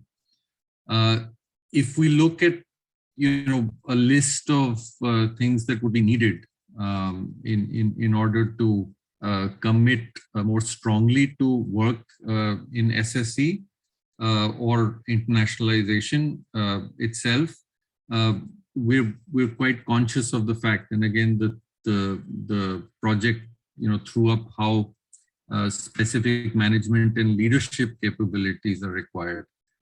Then you need the indicators. I think there was a great list that was presented earlier in Claude's presentation. How do you measure? How do you manage your work in this area? And then, of course, governance structures that help you not just within your organization, but across the partnership. How do you manage that? In terms of opportunities, we just thought we'd use this chance, this presentation, to express our desire to work more, particularly in the global south with organizations. There is a growing number, but we'd like to connect much more with organizations working in this area. With those words, thank you. I hope I didn't take too much time. And apologies once again for the technical glitch. Thank you so much. No problem at all, Mr. Patara. Thank you for your presentation. We seem to have a lot of interest in terms of questions on impact measurement. Leandro Moraes posted a question regarding methodologies. Claude presented on that, but I want to go back to our panelists. Maybe you, Camila, on what approaches do you see in the work being done at NCBA CLUSA in terms of the impact measurement of the internationalization of social economy? Hello. Yeah, no, I think we have our, like in our international work, we use different measures of impact depending, it's client specific. So I would direct those who are interested in impact measurement to the ICA effort to measure cooperatives' impact in sustainable development goals. There is a chapter in the world, I can share a link, the World Coop Monitor is called, about.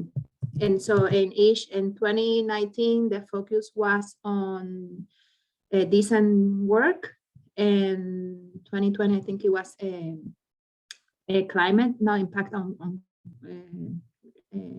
reducing climate change or tackling climate change. So, and I know there is an effort, and we're going to learn more in the ICA Global Congress that was mentioned before. We're going to learn about, I think it's like the results from this effort to suggest specific indicators that are kind of like adapted to cooperatives, no? Because we know that we cannot measure the same things using the same indicators, no? In different types of organizations. And so I would suggest those who are interested in impact measurement in terms of SDGs to look for the report that is going to come out during the ICA Global Congress. And in the meantime, I'm going to share the link to the World Co-op Monitor, which has done this kind of like focus on one by one, the few most important in the SDGs. Okay, thank you, Camila, for sharing that. It's good to know that it'll be shared in Seoul at the beginning of December at the ICA Global Conference. I think, Samuel, you had a question? Yes, I was willing to take the advantage of that we are having after representatives from different international organizations. And I would like to ask the speakers, our speakers, Camila, Young, and I have problems. Mr. Patara. Chapatara is it's a weird name for me. And the three of them, what do they think is, what can this international organization do to promote and to overcome certain barriers in the internationalization of social and solidarity economy organizations? Okay, so we have been talking about several issues in the interventions. We have talked ourselves in the PLP session, et cetera, many issues. And Luigi has mentioned several elements, but now, since we're going to have the opportunity to have organizations representing social economy, so we're going to have the newly born coalition, a representative from that coalition. We're going to have also, we have, and is a member of our consortia SV, but we also have the OECD, ILO, and the European Union. So what do you think it could be the best thing, or the best recipes, or the best type of actions or intervention that all these two types of organizations can do to promote internationalization of SSE organizations? Who would like to take that question from Samuel first? May I jump in with the quick response? Please, Mr. Patara. And in a sense, Samuel, it's an obvious response. It is true, that the ability of SSE organizations, both within the country, and I'm talking about India now, and then globally, if we want to contribute globally, make connections, grow ourselves, and work with other organizations to grow the SSE, we are constrained by not having the encouragement of our national government, right?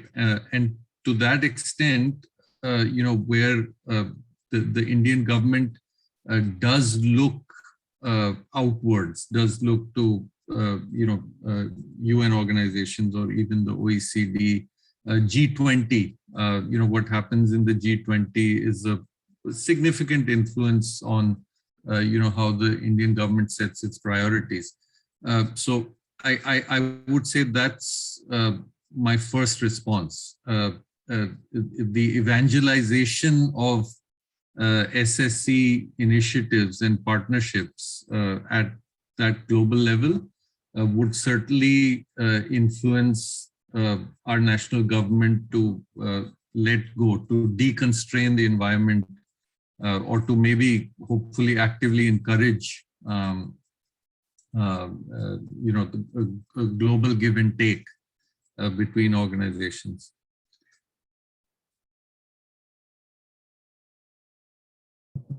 Excuse me, I Camila, forgot yes, thank you. to say that we actually, I totally missed, we do have, it's called an ABC of cooperative impact.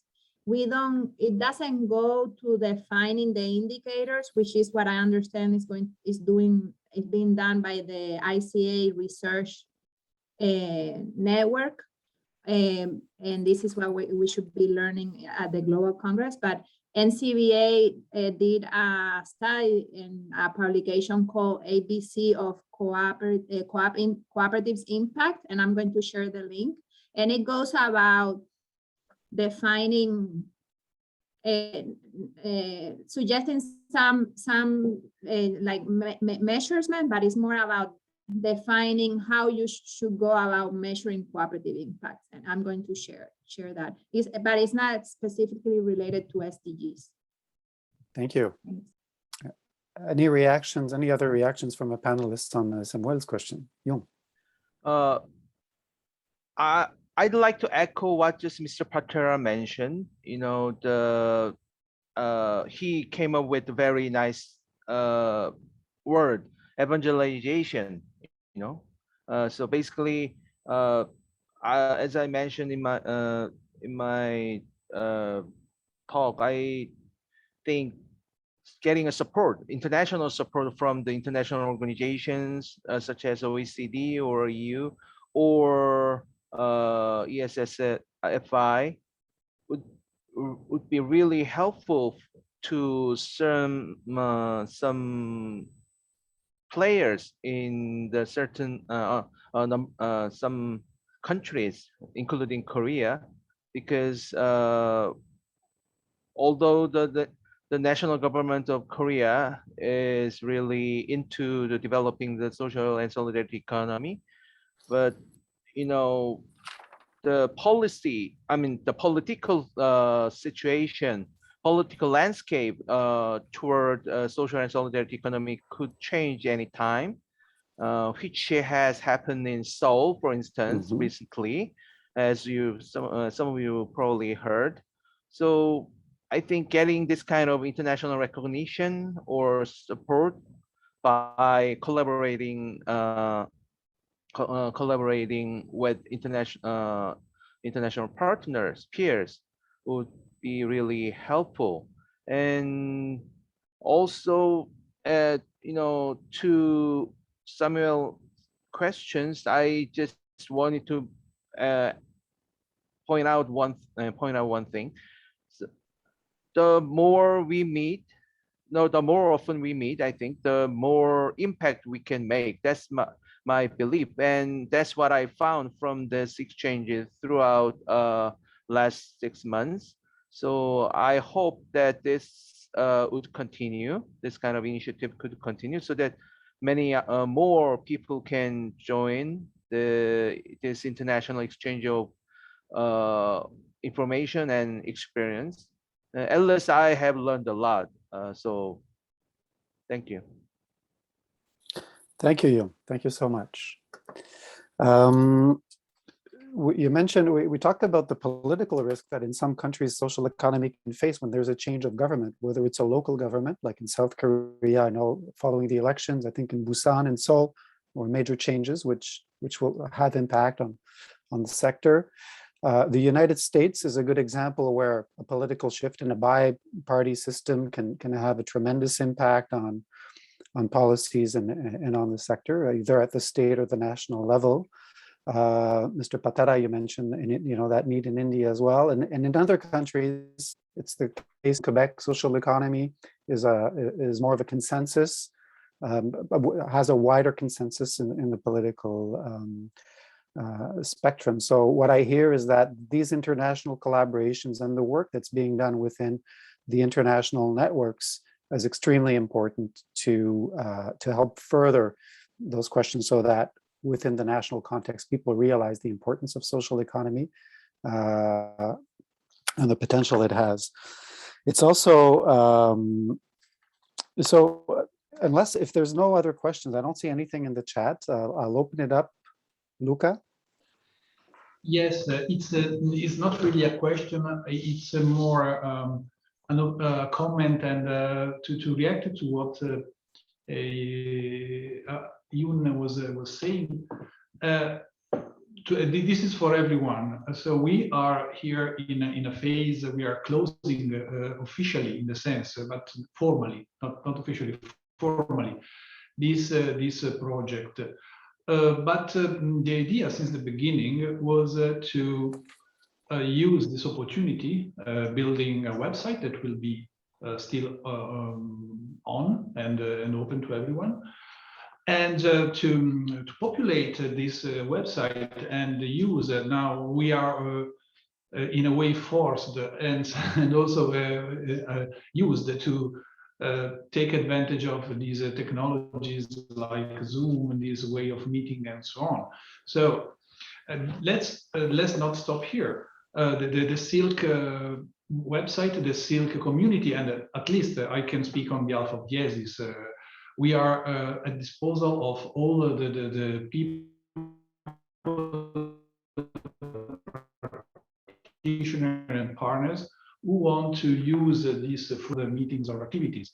So don't hesitate to share with us your ideas or to share with the community your ideas and proposals. And we are at your disposal to organize further events. Camilla, what you were saying is absolutely great. Sure, social impact in general is very important.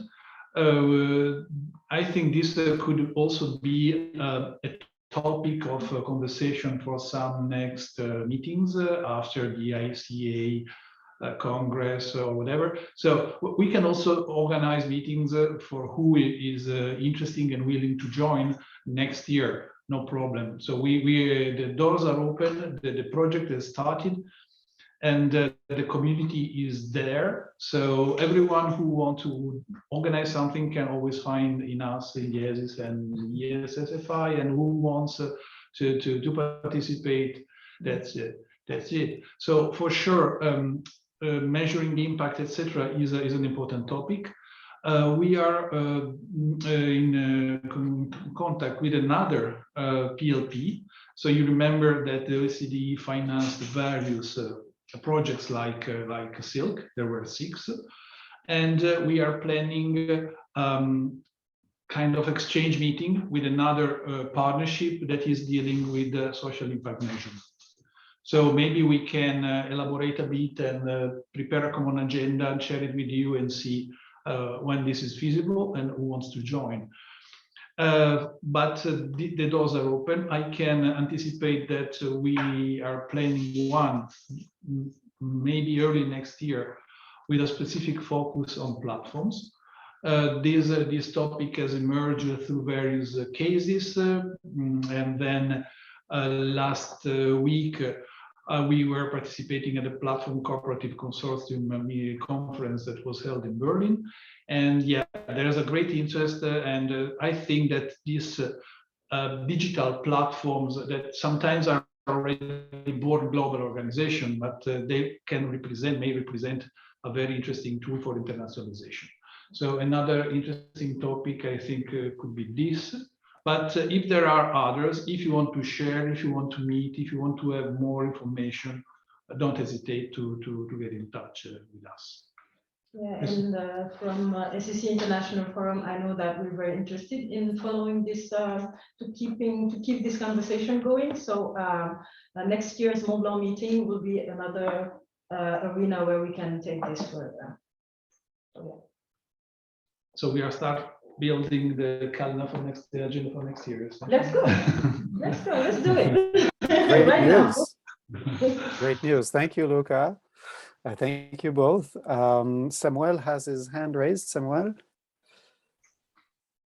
Yes, because I wanted to follow the question, because the answer were, great answer, but still, I think we fall short from going and asking more specific elements. So it's okay, we had to evangelize, but that's the issue for social economy in general. No, we need to have these relevant international actors on board.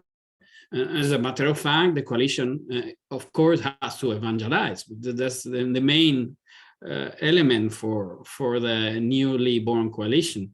My idea was, specific elements that you think these international organizations, on one side, what can these organizations representing social economy at the international level do to foster internationalization of companies, of organizations?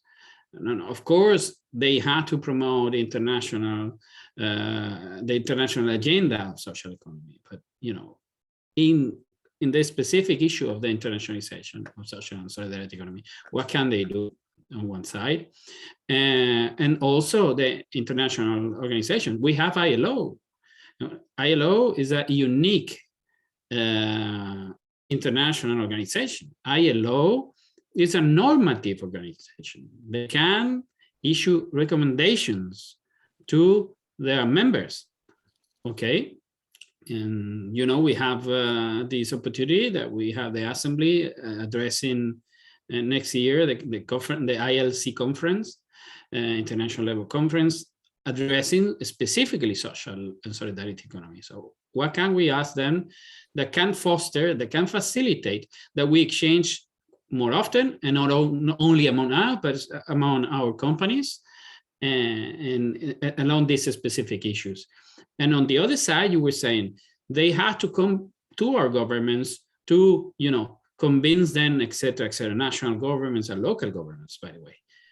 It is, you know, what can they do? Because specifically, for example, we have seen that government with a very developed ecosystem, such as Quebec or Canada, they do not have big policy interventions fostering the internationalization of social and solidarity economy. We could even say so about Korea. Korea, you know, for the level of support for social and solidarity economy it has, you know, we see that there should be something more interesting. So what can we come from those areas, and what can we actually do to, following the intervention of Luca, what can we actually also do ourselves to foster this collaboration, to go beyond and, you know, probably have a longer impact? Thank you, Samuel. Mr. Patara, you had your hand raised. It's not raised anymore. Yeah, thank you, Martin. Actually, I think Samuel touched upon what you know, was going through my mind, and that's why I lowered my hand. But might take half a minute to just repeat that. And thank you, Samuel, for putting the focus on specific actions, particularly those that would help our organizations internationalize. I think if you look at it, you know, within the frame of the exchange of goods and services, right from, you know, hard technology to knowledge, then I think anything that a government would do, which they do, you know, in the normal business world for to support the export and import of these things. A recent example, a very big example in India is, you know, the role our government has played in setting up the International Solar Alliance. I mean, it started with France, and now, you know, most recently at COP26, even the United States joined the International Solar Alliance. The International Solar Alliance is a platform that, one, not only, you know, promotes the use of solar energy, but is a platform that enables companies to connect, to you know, identify opportunities, to respond to those opportunities, and that kind of a platform with what I was trying to point out, the blessings of, let's say, a half a dozen governments, right, would, I think, you know, give a major boost to organizations working in this area. I hope by way of example that was helpful. Very much. Thank you, Mr. Patara. We have Mame Fatou. I think you had your hand raised. Yes, I just wanted to add that next year, within the French presidency of the European Commission, there will be an international event on social and solidarity economy in Strasbourg, where we can also try and organize a workshop on the same topic. So the call for interest has been published, if I'm not mistaken. So that could be something to look into. Excellent. Thank you very much for sharing that.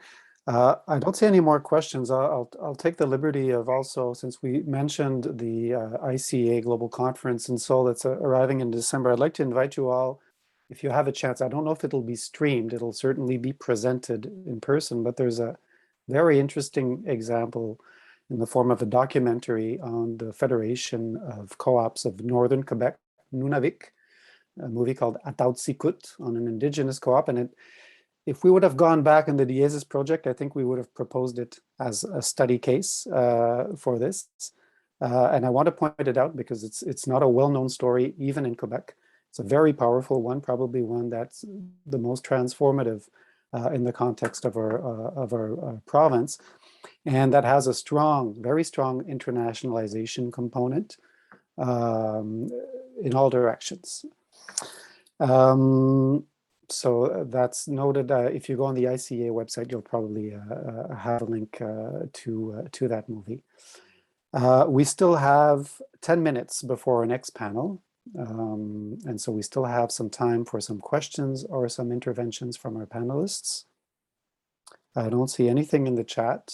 You can raise your hand. I don't see everybody on the screen. So please, because there's so many people connected. I wanted to add something because there have been some exchanges about impact and indicators that you have seen. We had developed this very interesting tool that Claude presented. This is a unique tool we haven't had before, hands-on instrument to facilitate both the work of managers or international organizations that really want their members to, improve their capabilities in terms of internationalization. So I am sure that, this could be of interest for CICOPA or for ICA, because they are being promoting the internationalization of their members. And so I do have this idea that we have improved the situation. Nevertheless, regarding the, let's say, impact measurement instruments in internationalization, the issue is that we still, we have a different type of internationalization strategies. We have witnessed that through the cases that we study. And so we still have a different type of impact measurement according to the strategy. It is not the same, a traditional, typical foreign direct investment strategy, like, for example, Mondragon was following in certain countries. It is not the same as a strategy like social licensing from the Scottish Social Enterprise Academy, in which they were licensing their model of learning or training, okay? And it does not have the same impact if we are dealing with disseminated communities, and as we focus on communities that are very well localized. So if you set up a factory in a community, then you have an impact that is more localized in that community too. While if you set up an online service of training, that impact is more disseminated. So there's still a long way ahead to further the analysis or the refining, let's say, the tools to address impact measurement of the internationalization, specific to internationalization again, not general for any action of a social solidarity economy organization. This is some way ahead. Nevertheless, other PLPs and other intervention has, even the OECD has issued a policy paper on impact measurement.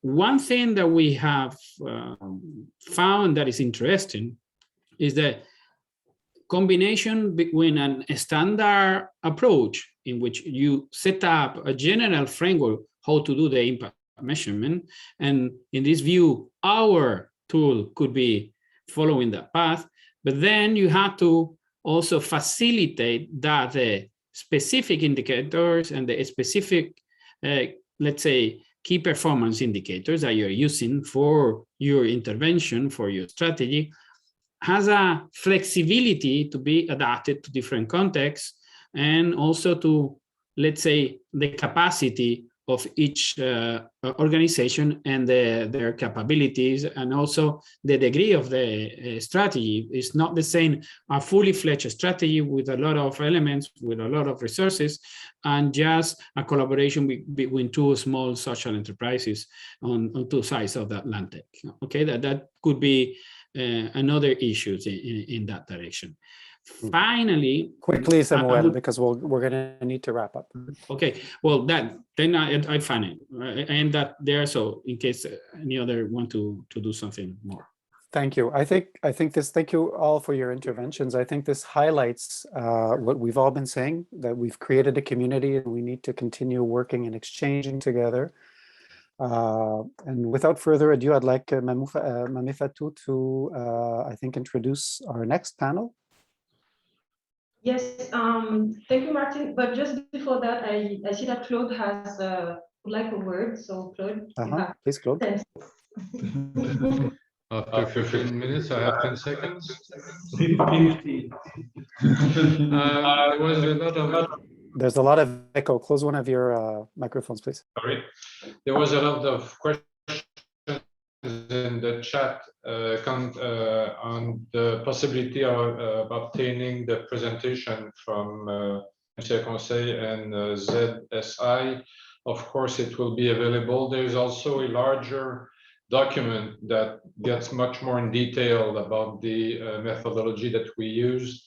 Broadly, I could say that, well, those two documents will be on the SILC website. And of course, you can always get in contact with me if you want to discuss it much further. So I would be very pleased to interact and have dialogues on those documents. It would be a pleasure. Finally, I would like to say that the methodology that we use is some kind of a spin-off of a guide that we produced in Quebec, which is called the Guide d'analyse des entreprises d'économie sociale, or the Guide for Analysis of Social Economy Enterprises. That was some kind of a peace treaty between the Federation of Social Economy and the main financial institution funding social economy, in order to develop a common ground of analysis of the performance and impact of those enterprises. And we use this as a basis with the lessons coming from some 2025 case studies that were developed through the SILC project. So it's really an internationalization of our experience by itself that is the produce of this document. So please make it a bestseller, even if it's free. And it's available. It's available in Korean as well.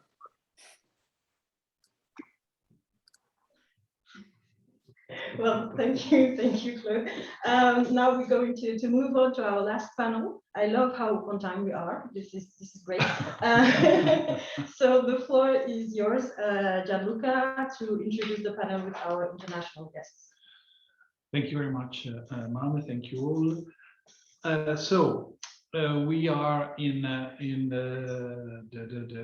this panel where we are looking at what's next, essentially, and we have an international organization here, and I will start with no hesitation to Mr. Patrick Klein. Bonjour, Patrick. Merci d'être avec nous. I know you are very, very busy at the European Commission on something that probably you are going to talk us about. Good afternoon and bonjour.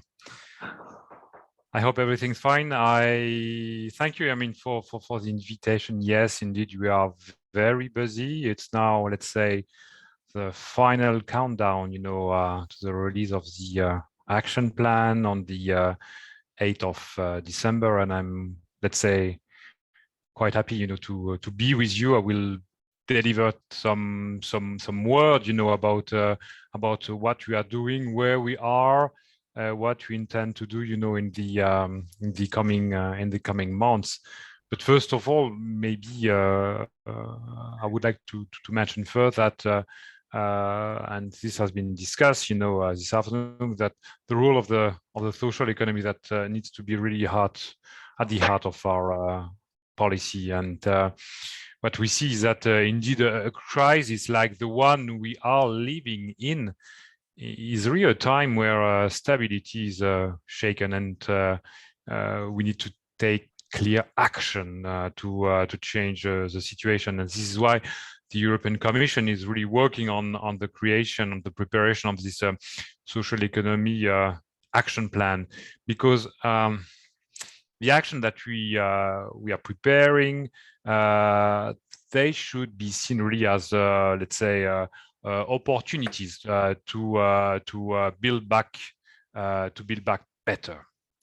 And by encouraging social economy policy, let's say that public policy makers create really the necessary condition for the societal transformation we need. And I like the word transformation, because this really means a shift across economic, financial, and social domains to really to prioritize people, planet, and prosperity. The pandemic that we are facing has really confirmed the importance, of being more resilient collectively, and this has reminded us of how, let's say, essential, the word solidarity, the term solidarity means to the European project. And I would say that a new normal can only be viable if it is a better normal. And having discussed with many stakeholders, we clearly see that the social economy and social economy models can play a role in creating this new normal, because these models really help promote inclusive and sustainable development through concrete innovation and practices that we see at local, at regional level. And for us, it's really important that we need to think, already, out of the crisis, to build a fairer, a stronger society, really a society, as we say in the Commission, a society and an economy that works for the people. But in order to do this, we have also to recognize and tackle barriers that still hampers social economy organization, social enterprises to grow and flourish. We have a lot of challenges in front of us, but these challenges must be opportunity as well. So the discussion about the present and the future of the social economy are really timely. We will, as I said at the beginning, release, this action plan on the 8th of December, and this action plan will really seek to boost enabling condition for social economy, social entrepreneur, social innovator, to have a say, let's say, in this new society that we want to build. And I think that what we need to do for them is really to secure a level playing field in the internal markets, because really its potential is still very underexploited. But if we need to think about the social economy action plan, about action that we need to have for social economy enterprises and organizations, we need to think that those enterprises, those organizations, can also help drive the green and digital transition. And for us, this is very important, because we will launch on the same day of the release of the action plan an invitation for the social economy community to work on different pledges to be implemented. So we again want to co-construct with you additional action, especially in the green and the digital transition, to be implemented for the twin transition. We know that now we are, let's say, if I can use this word, pressing again, this restart button of our economy. But this is what the commitment thing is really, if we want to have a successful implementation of the social economy action plan, we will need to join forces all together at European level, national, regional, and local level. On top of that, and this is what already Commissioner Schmidt recently said, we will have in this social economy action plan a dedicated chapter on external relation, and I think that it's important that OECD is working, with different stakeholders to think about, how we could develop ecosystems, social economy ecosystem in different parts of the world. So again, what you are currently doing, will help, implement other action in the frame of the social economy action plan.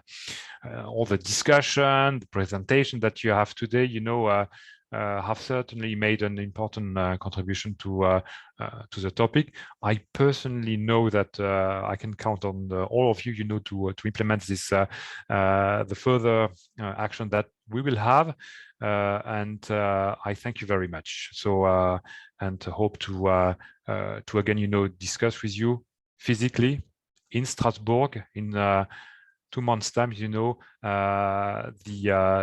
implementation, of this action plan, the discussion about the transition pathway, to build a fairer and more sustainable society. Thank you very much. Thank you very much, Patrick. Thank you for your time. That is always precious, but in this period, I think also difficult to find. And we very look forward to early December to work together. Thank you. Thank you very much. And now I will leave the floor to Vic van Boeren, ILO, and also, of course, the United Nations Task Force, Social and Solidarity Economy, to hear some consideration. Welcome. Thank you very much, and thank you for inviting me and for the time. One of the biggest challenges facing the social and solidarity economy is moving from being a niche performer to being mainstreamed in driving and addressing social, environmental, and economic challenges. And I think that is one of the underlying features which I think we're losing sight of. So when we start looking at the way forward, I think notwithstanding the fact that we've got the Sustainable Development Goals, we're missing out on the mainstreaming of the social and solidarity economy at that macro level. And I listened with interest and enjoyed the presentations of Claude and Luigi, who touched on this internationalization of the SST. But what we've got to remember is we don't have the foundation in place. And now we want to build these blocks and we want to run ahead, and we're still missing the international building blocks that have to be put into place. The one is we need a definition. We need to have a common understanding of what the definition is. Secondly, we need to have an instrument or a network of where we can get together. We talk about a UN resolution, and I think that will be a good, in my language, we call it a kapstok, something to hook it onto when we move ahead. And I think that would be an important piece that we still haven't got in place. And many governments are talking about a resolution, but we're not there yet. So this is something that we've got to do. Now, it's like the vaccine at the moment. When you talk about the vaccine and the way going forward, what we've got is some want a social and solidarity economy, and they've got the enabling environment in place. And I think that's where the European Commission are way ahead of everybody else on this one. We've got an enabling space. There's this plan of action that is coming, but the rest of the world, we're lagging behind. I think maybe Canada and a few others, maybe Korea, could be put into the same category, but generally we're lagging behind. As some don't want it, just like some people don't want the COVID vaccine, they don't want it. But there's many who want it but can't get it. And we've got to move away from classifying actions of necessity and classifying it as social and solidarity economy enterprises or whatever. We've got to look at opportunistic and wealth creation and the alleviation of poverty processes. So we're looking for this global statement. What are some of the things that we need to put into place? I think the definition is one. Now, many of you have mentioned the ILC discussion that's coming up next year at the ILO in June. What we've got there is an opportunity to debate the makings of a global definition. And maybe some of you already worked on that, but we need to feed it into that debate and come out with 197 countries agreeing on what that definition should be. We need to mainstream it in national and regional policy discussions. That's missing in most countries. And if we don't do that, we're not going to scale up like we should be doing. We need the enabling environment. We need to do some branding. We're not good at branding a product. If you look at the Sustainable Development Goals and the indicators, we're missing in action in there. There's nothing or very little about the social and solidarity economy. We should have been fighting there. We've missed that boat. And we've got to make sure that we don't miss it again when it comes around. Education and ongoing engagement. I can carry on with this. You know, I can get very passionate about it, but I think there's such a huge opportunity. And I'm looking forward to Patrick and the European Commission coming out with this action plan, because I think that's something that we can build on and take it to other parts of the world. That's certainly a leader in the pack. So thank you for this opportunity. And in the task force and in the ILO, we're certainly going to see what we can do to help put in this global foundation platform we can work off across the globe. Thank you. Thank you very much. Very, very clear and the very clear vision, but also ground down on the ground reality, because of this need to grow and scale for social economy. Sometimes it's let's say not so highlighted. We concentrate a lot on best practices or good practices, but we tend to forget that, especially in the case of going international, we need, as you said, the strong foundations for then grow. So thank you again. And now, well, going international, we have a recent born international coalition of social and solidarity economy. So we are very happy to hear from Corinna Hartmann. Sorry, yes. My pronunciation maybe is not. No, it's correct. It's no problem. Okay. Yes, thank you very much for the invitation. I'm very happy to be here. My name is Corinna Hartmann. I'm from AIM. Before I will present the International Coalition, I will briefly present AIM so you know where I'm from. AIM is the International European Umbrella Organization of Mutual Benefit Societies and Health Insurance Funds. Our members do compulsory health insurance or complementary health insurance, or they do both. We have members in Latin America, Africa, Middle East, and in Europe. And of course, as most social economy enterprises, we are based on the same principles. We are non-for-profit. We are based on democracy and solidarity, which in healthcare insurance means that we don't make risk selection, and we want access to healthcare for all. So now I will come to the coalition. We launched end of September 2021. We launched an international coalition of the social and solidarity economy. It all started actually at the conference of the GSEF 2018 in Bilbao, when 3 presidents of 3 big organizations met and the idea started. Yeah, the coalition was finally launched now, and it's an international continental network of associations, cooperatives, foundations, social enterprises, mutuals, and local and territorial authorities. And for the moment, we have 5 organizations that are part of it. It's the Global Social Economy Forum, the International Cooperative Alliance ICA, the SSE International Forum, then our organization, the International Association of Mutual Benefit Societies, and the International Cooperative and Mutual Insurance Federation, also called the ICMIF. What are the objectives of this coalition? First objective is to bring together, strengthen, and raise the profile of a community of social economy actors That means we plan to build a network of international organizations and enterprises with experience, expertise, and know-how of the social economy. We want to strengthen the UN Interagency Task Force on Social and Solidarity Economy.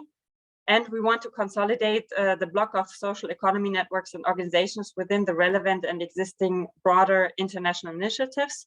And we will be working towards establishing synergies whenever possible.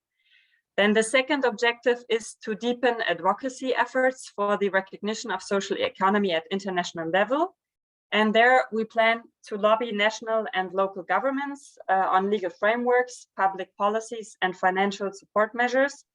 We work together with national governments and relevant bodies to promote social economy in the UN system and other intergovernmental institutions, including the adoption of a resolution of social economy in the UN General Assembly. At least that's our goal. We plan to influence and advocate with international bodies that bring about reforms and action to measures. And we want to highlight, disseminate, and make use of the tools and research outcomes developed by the coalition member organizations. And the last objective is to promote the social and solidarity economy that is useful for the implementation of social development goals. So the plan is to convince UN agencies, funds, and programs to promote and support the inclusion and recognition of social economy, and to promote social economy as a tool for achieving the Agenda 2030 and the social development goals.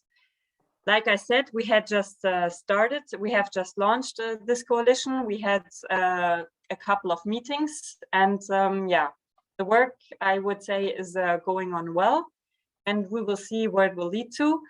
Where's the relevance and our place in the international ecosystem? Our plan is not to be in competition with other organizations, but to complement them, to complement international organizations and promoting social economy, and to strengthen the social economy by collaborating and joining forces. And I think the advantage of us is that we have all the groups of the social economy, and we work together, and yeah, we are looking forward to do more. Thank you very much. Thank you for adding an important piece to the puzzle of the next, let's say, international global vision for the social and solidarity economy ecosystem. And yes, very, very much looking forward also to the next activities that you can put into action. Now, in some sense, we come home because we are here hosted by the SSC International Forum. And now, Alain Coeur, nice to meet you again, but unfortunately not here with us. Bonjour.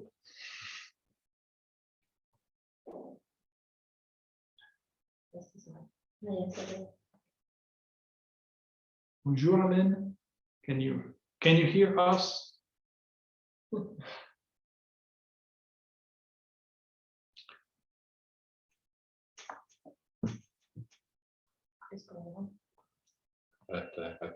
Alain?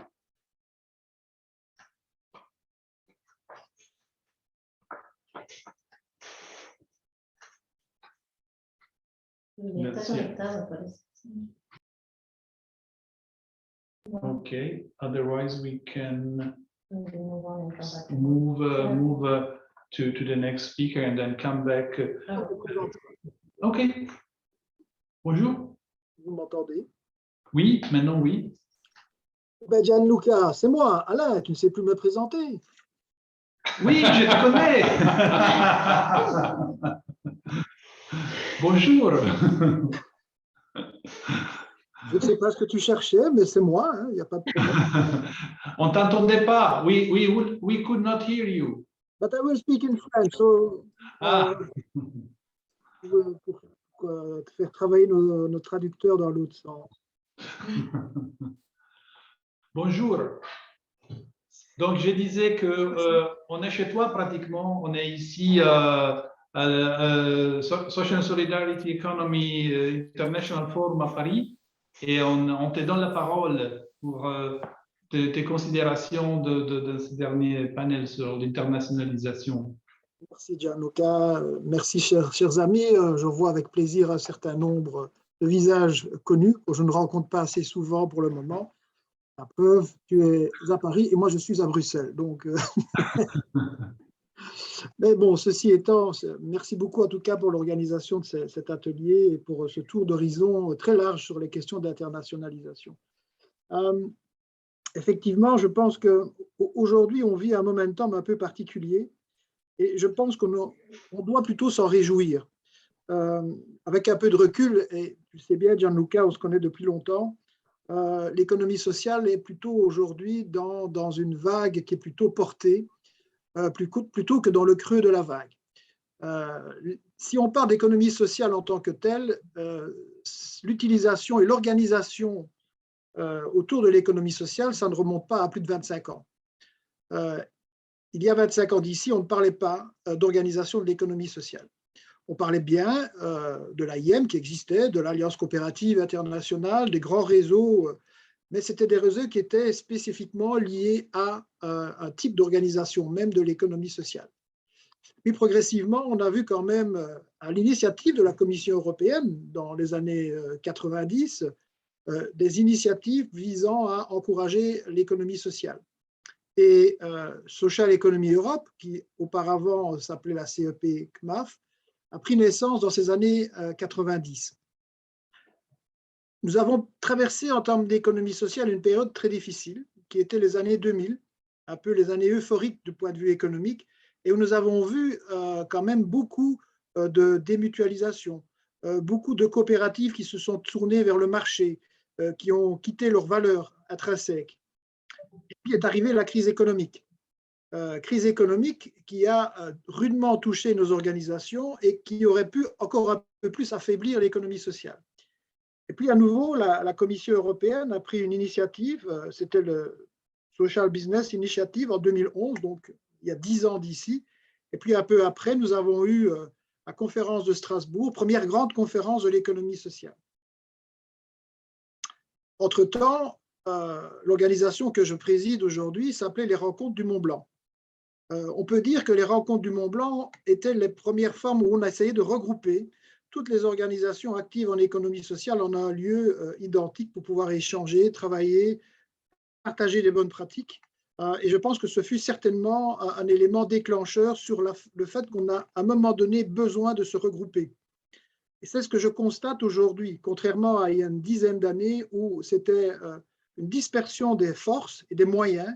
Aujourd'hui, je pense que l'économie sociale et ses acteurs ont enfin compris qu'il est temps de se regrouper et de constituer une force à la fois politique, une force de représentation, et que derrière cette force politique, il y a également une force économique.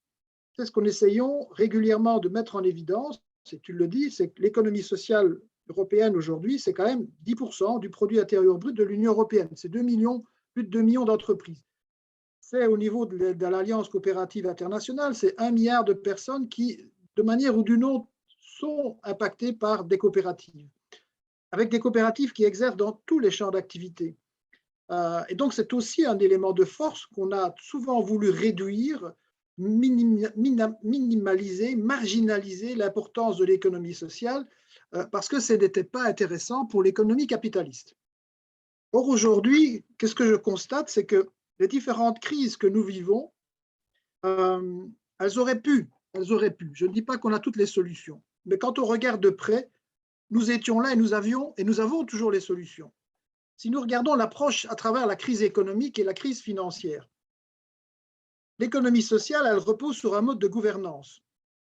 C'est un modèle de non-lucrativité, ou de lucrativité limitée. C'est un modèle qui ne dispose pas d'actionnariat. Donc déjà, si après la crise économique, on avait voulu encourager réellement un autre type de modèle économique, l'économie sociale avait les instruments pour le faire de par ses principes, ses modes de fonctionnement.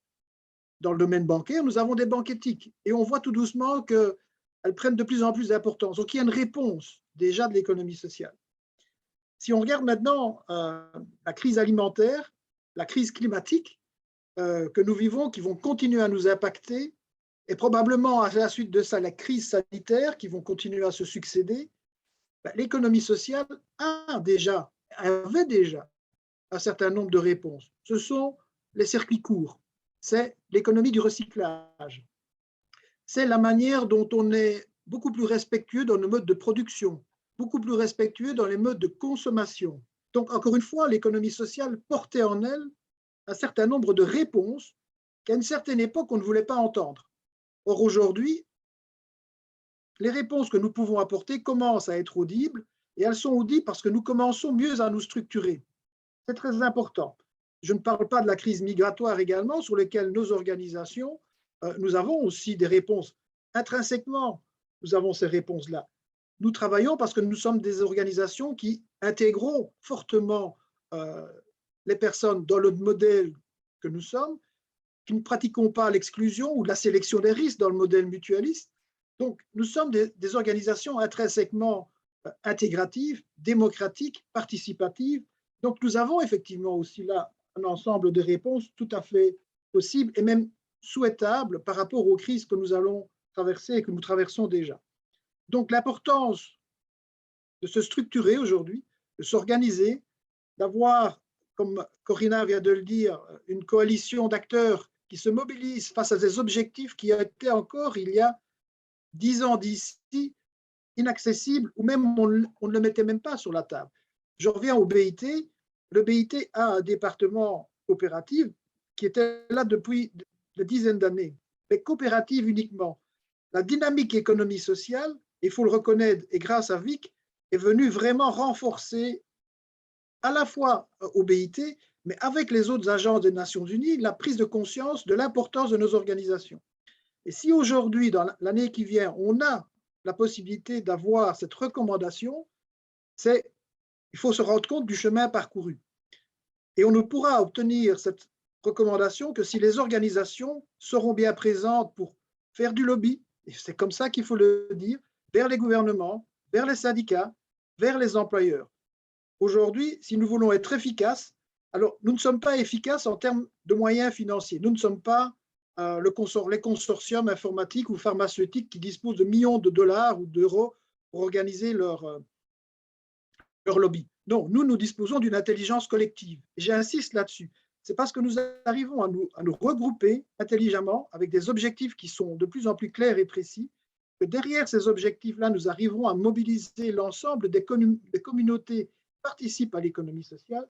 Je pense que c'est comme ça que nous arriverons à faire pression à la fois sur les gouvernements, sur les Nations Unies, pour faire reconnaître l'économie sociale comme vraiment une alternative au modèle économique. Nous n'allons pas remplacer le modèle économique capitaliste, c'est une certitude, mais il y a un espace important dans lequel nous allons pouvoir évoluer, pouvoir nous développer avec nos valeurs, avec nos circuits, parce que là aussi, il faudra revenir sur la notion, on a bien parlé tout à l'heure de l'internationalisation, mais lorsqu'un producteur d'orange, je prends un exemple, au Maroc, est une coopérative et que pour exporter en Europe, il doit mettre sa production sur le marché capitaliste, ça ne va pas. Donc nous devons aussi, à un moment donné, pouvoir organiser des filières de production qui vont jusqu'aux consommateurs, qui sont d'économie sociale et qui ne nous obligent pas à passer aujourd'hui par le secteur capitaliste. Et c'est comme ça qu'on arrivera à se développer et à se faire reconnaître en tant qu'économie, mais avec nos valeurs et avec nos principes. Merci Gianluca.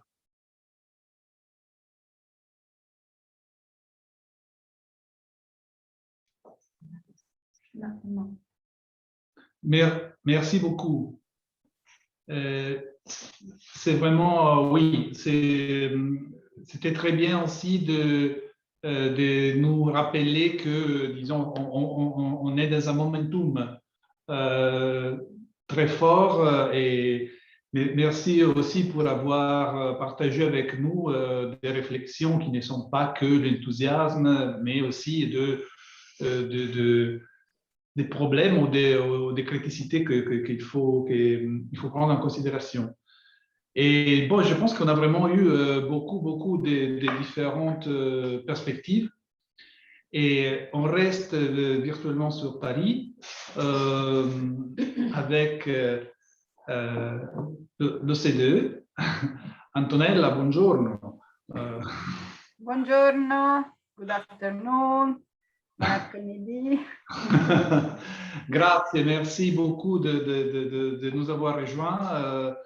On sait que vous avez des journées assez intenses à l'OCDE aussi, mais merci d'être ici avec nous.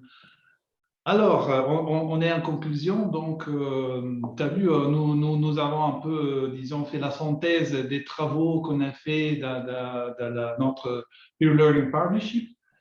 Et voilà, maintenant, je te laisse the floor. Thank you very much. I'm going to speak in English with your permission. Thank you for having me at the conclusion, and I am glad to share the panel with colleagues and friends. We have worked a lot together for many years. So first of all, I would like to really congratulate you. I wasn't able to spend the afternoon with you, but I was able to watch on your live Facebook half an hour before this panel. And what you have done over the past months is very important for the OECD, and we will for sure build on the knowledge that you have accumulated, and I will explain later how. And I am also very happy to see that you have coordinated and worked with the other consortium working on internationalization, because your two approaches are really very complementary.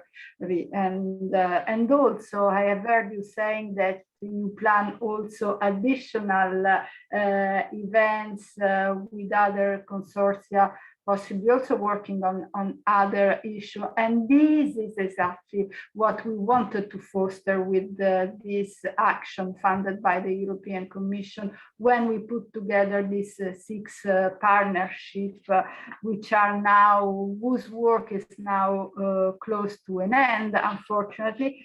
But I really would like to encourage you and the other partnership to do what you said you would do, so to leave a space open and available to continue to work, because this is what you can bring of excellent value to the community. So you have heard me already many times to explain what the global action is, so I will not repeat it again. We are at the OECD at the middle of its implementation, but the more we work with this wonderful opportunity of implementing this global action, the more I realize that the global action, in spite of the many different streams of work, which I will remember later, it's all about internationalizing the social economy. And I'm not saying this to please you or to flatter you. It is because I think we showed this when last month, no, 2 months ago now, we organized this big event, our conference, which title was from pushing social economy from the margins. It was a bit provocative, but to the mainstream. This is exactly what we need to do, mainstreaming social economy, and my friend Dick Van Buren also raised this issue at global level, so make the social economy more international, but also mainstreaming it at really at each level in each country, because we know that social economy is a transversal approach. So we should really not think to social economy as a silos, but we should help policymakers to understand that social economy organizations have their role to play in most policy areas. And I also would like to insist, this has already been mentioned by other speakers, but we live a period in which there is really a strong political momentum for social and solidarity economy. At national level, and we have seen it because in many resilience recovery national plans, we see a place for social economy measure to accompany this. At subnational level, we see also many regional strategies, at least in Europe, but not only, giving a more important place to social economy. We see cities, we see rural areas now really working on this. And obviously at the global level, Patrick has mentioned what they are doing with their incoming social economy action plan. The United Task Force is working on a resolution. ILO for the first time puts social economy at the core of their reflection, and this is the big news that I wanted to share with you. A couple of weeks ago, our governing body at the OECD, at the lead program in which I work, the Local Employment and Economic Development Program, has endorsed the idea of, has mandated the OECD to start preparing some OECD guiding principles, which might be elevated into recommendations by the end of the process. So we will prepare some overarching principles, working on a policy framework, which will hopefully help governments to improve their ecosystem, to adjust them when they are not well working. And also we hope that this can give an impetus also to some efforts that we start seeing in providing more evidence, indicators, data, who will help social economy to get more visibility. We had sort of announced this during the conference, and some stakeholders had already supported us. Now we have received formal support from a number of countries, and we will start to work on this. And also I wanted to say that this is an iterative process. We will start working with the countries, but then we will reach the networks, the stakeholders, because really we need also, we want to hear from people and organizations working in the field, what do they think of what can be done to improve access to market, access to finance, a legal framework. Well, the usual suspect policy areas that need to be taken in account when thinking ecosystem. You asked me to, so this is the big next step for us at OECD, and obviously what we are doing with the global action and what you, the different PLPs, are doing in the framework of this action will be very important to feed also our thinking for the principle. Going back to the next step for the global actions, I will put in the chat some detailed information. We are continuing to work on social impact measurement and on legal framework. A paper has already been released. The other one on legal framework will shortly released. The 2 international guides for policymakers will be released at the end of next year. And in the meanwhile, we will work on internationalization with a paper on gender, on procurement, on youth-led social enterprises, and on definition. So on definition, I think it is very, very important. So social economy has evolved. I have started to work in this area 25 years ago now, and the issue of definition has accompanied me through all this year. And I think that it is still important that we try to get a common understanding. And I realized this more than ever when I have started now also with the global action to look at countries such as India, or others which are totally different, which might be have a different understanding. So I think that it is important that we or international organizations really try and coordinate our efforts. The European Commission is also working on definition, ILO. So I think this is an important effort, and we are ready to play our role. And you are all invited to the final event that will present the work of the different PLPs. It will be on December 2. I will put the information in the chat. And of course,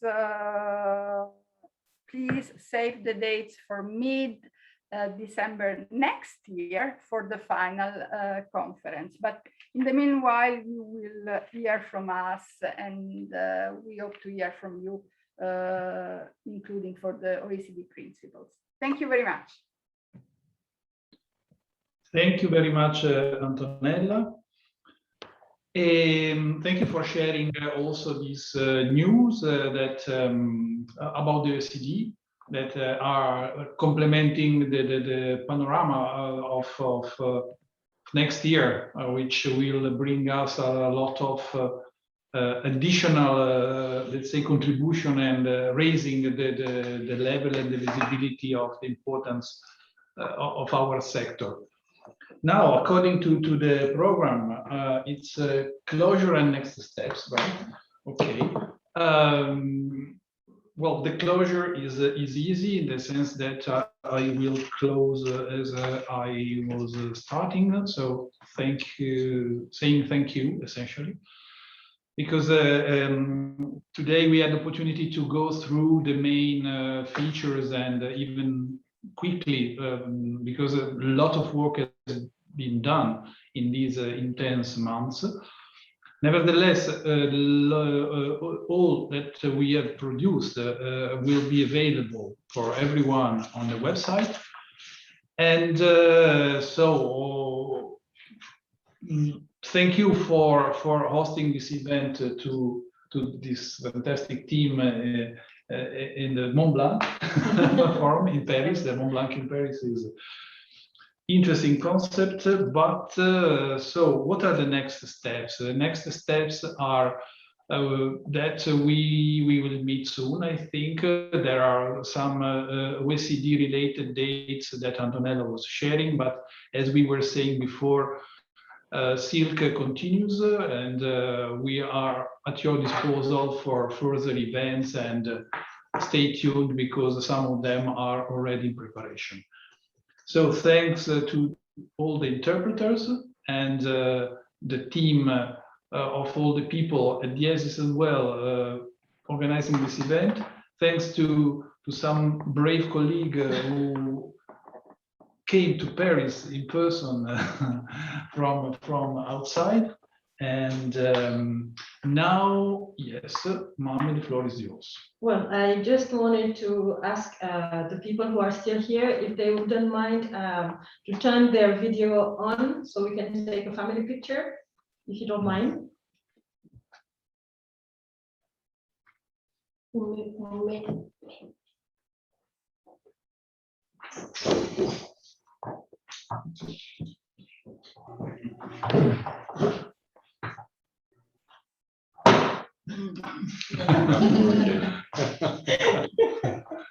We're almost there. We did it.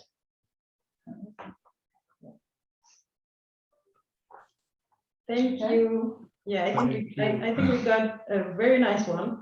So again, thank you very much for for being here, for your interventions and the comments, and just like Luca said, we keep in touch and keep sharing, right? Yes. Bye everyone. Bonjour Claude, j'espère que tu vas bien. Bonjour Alain, je vais très bien. Bye. Merci à tout le monde. Bye bye.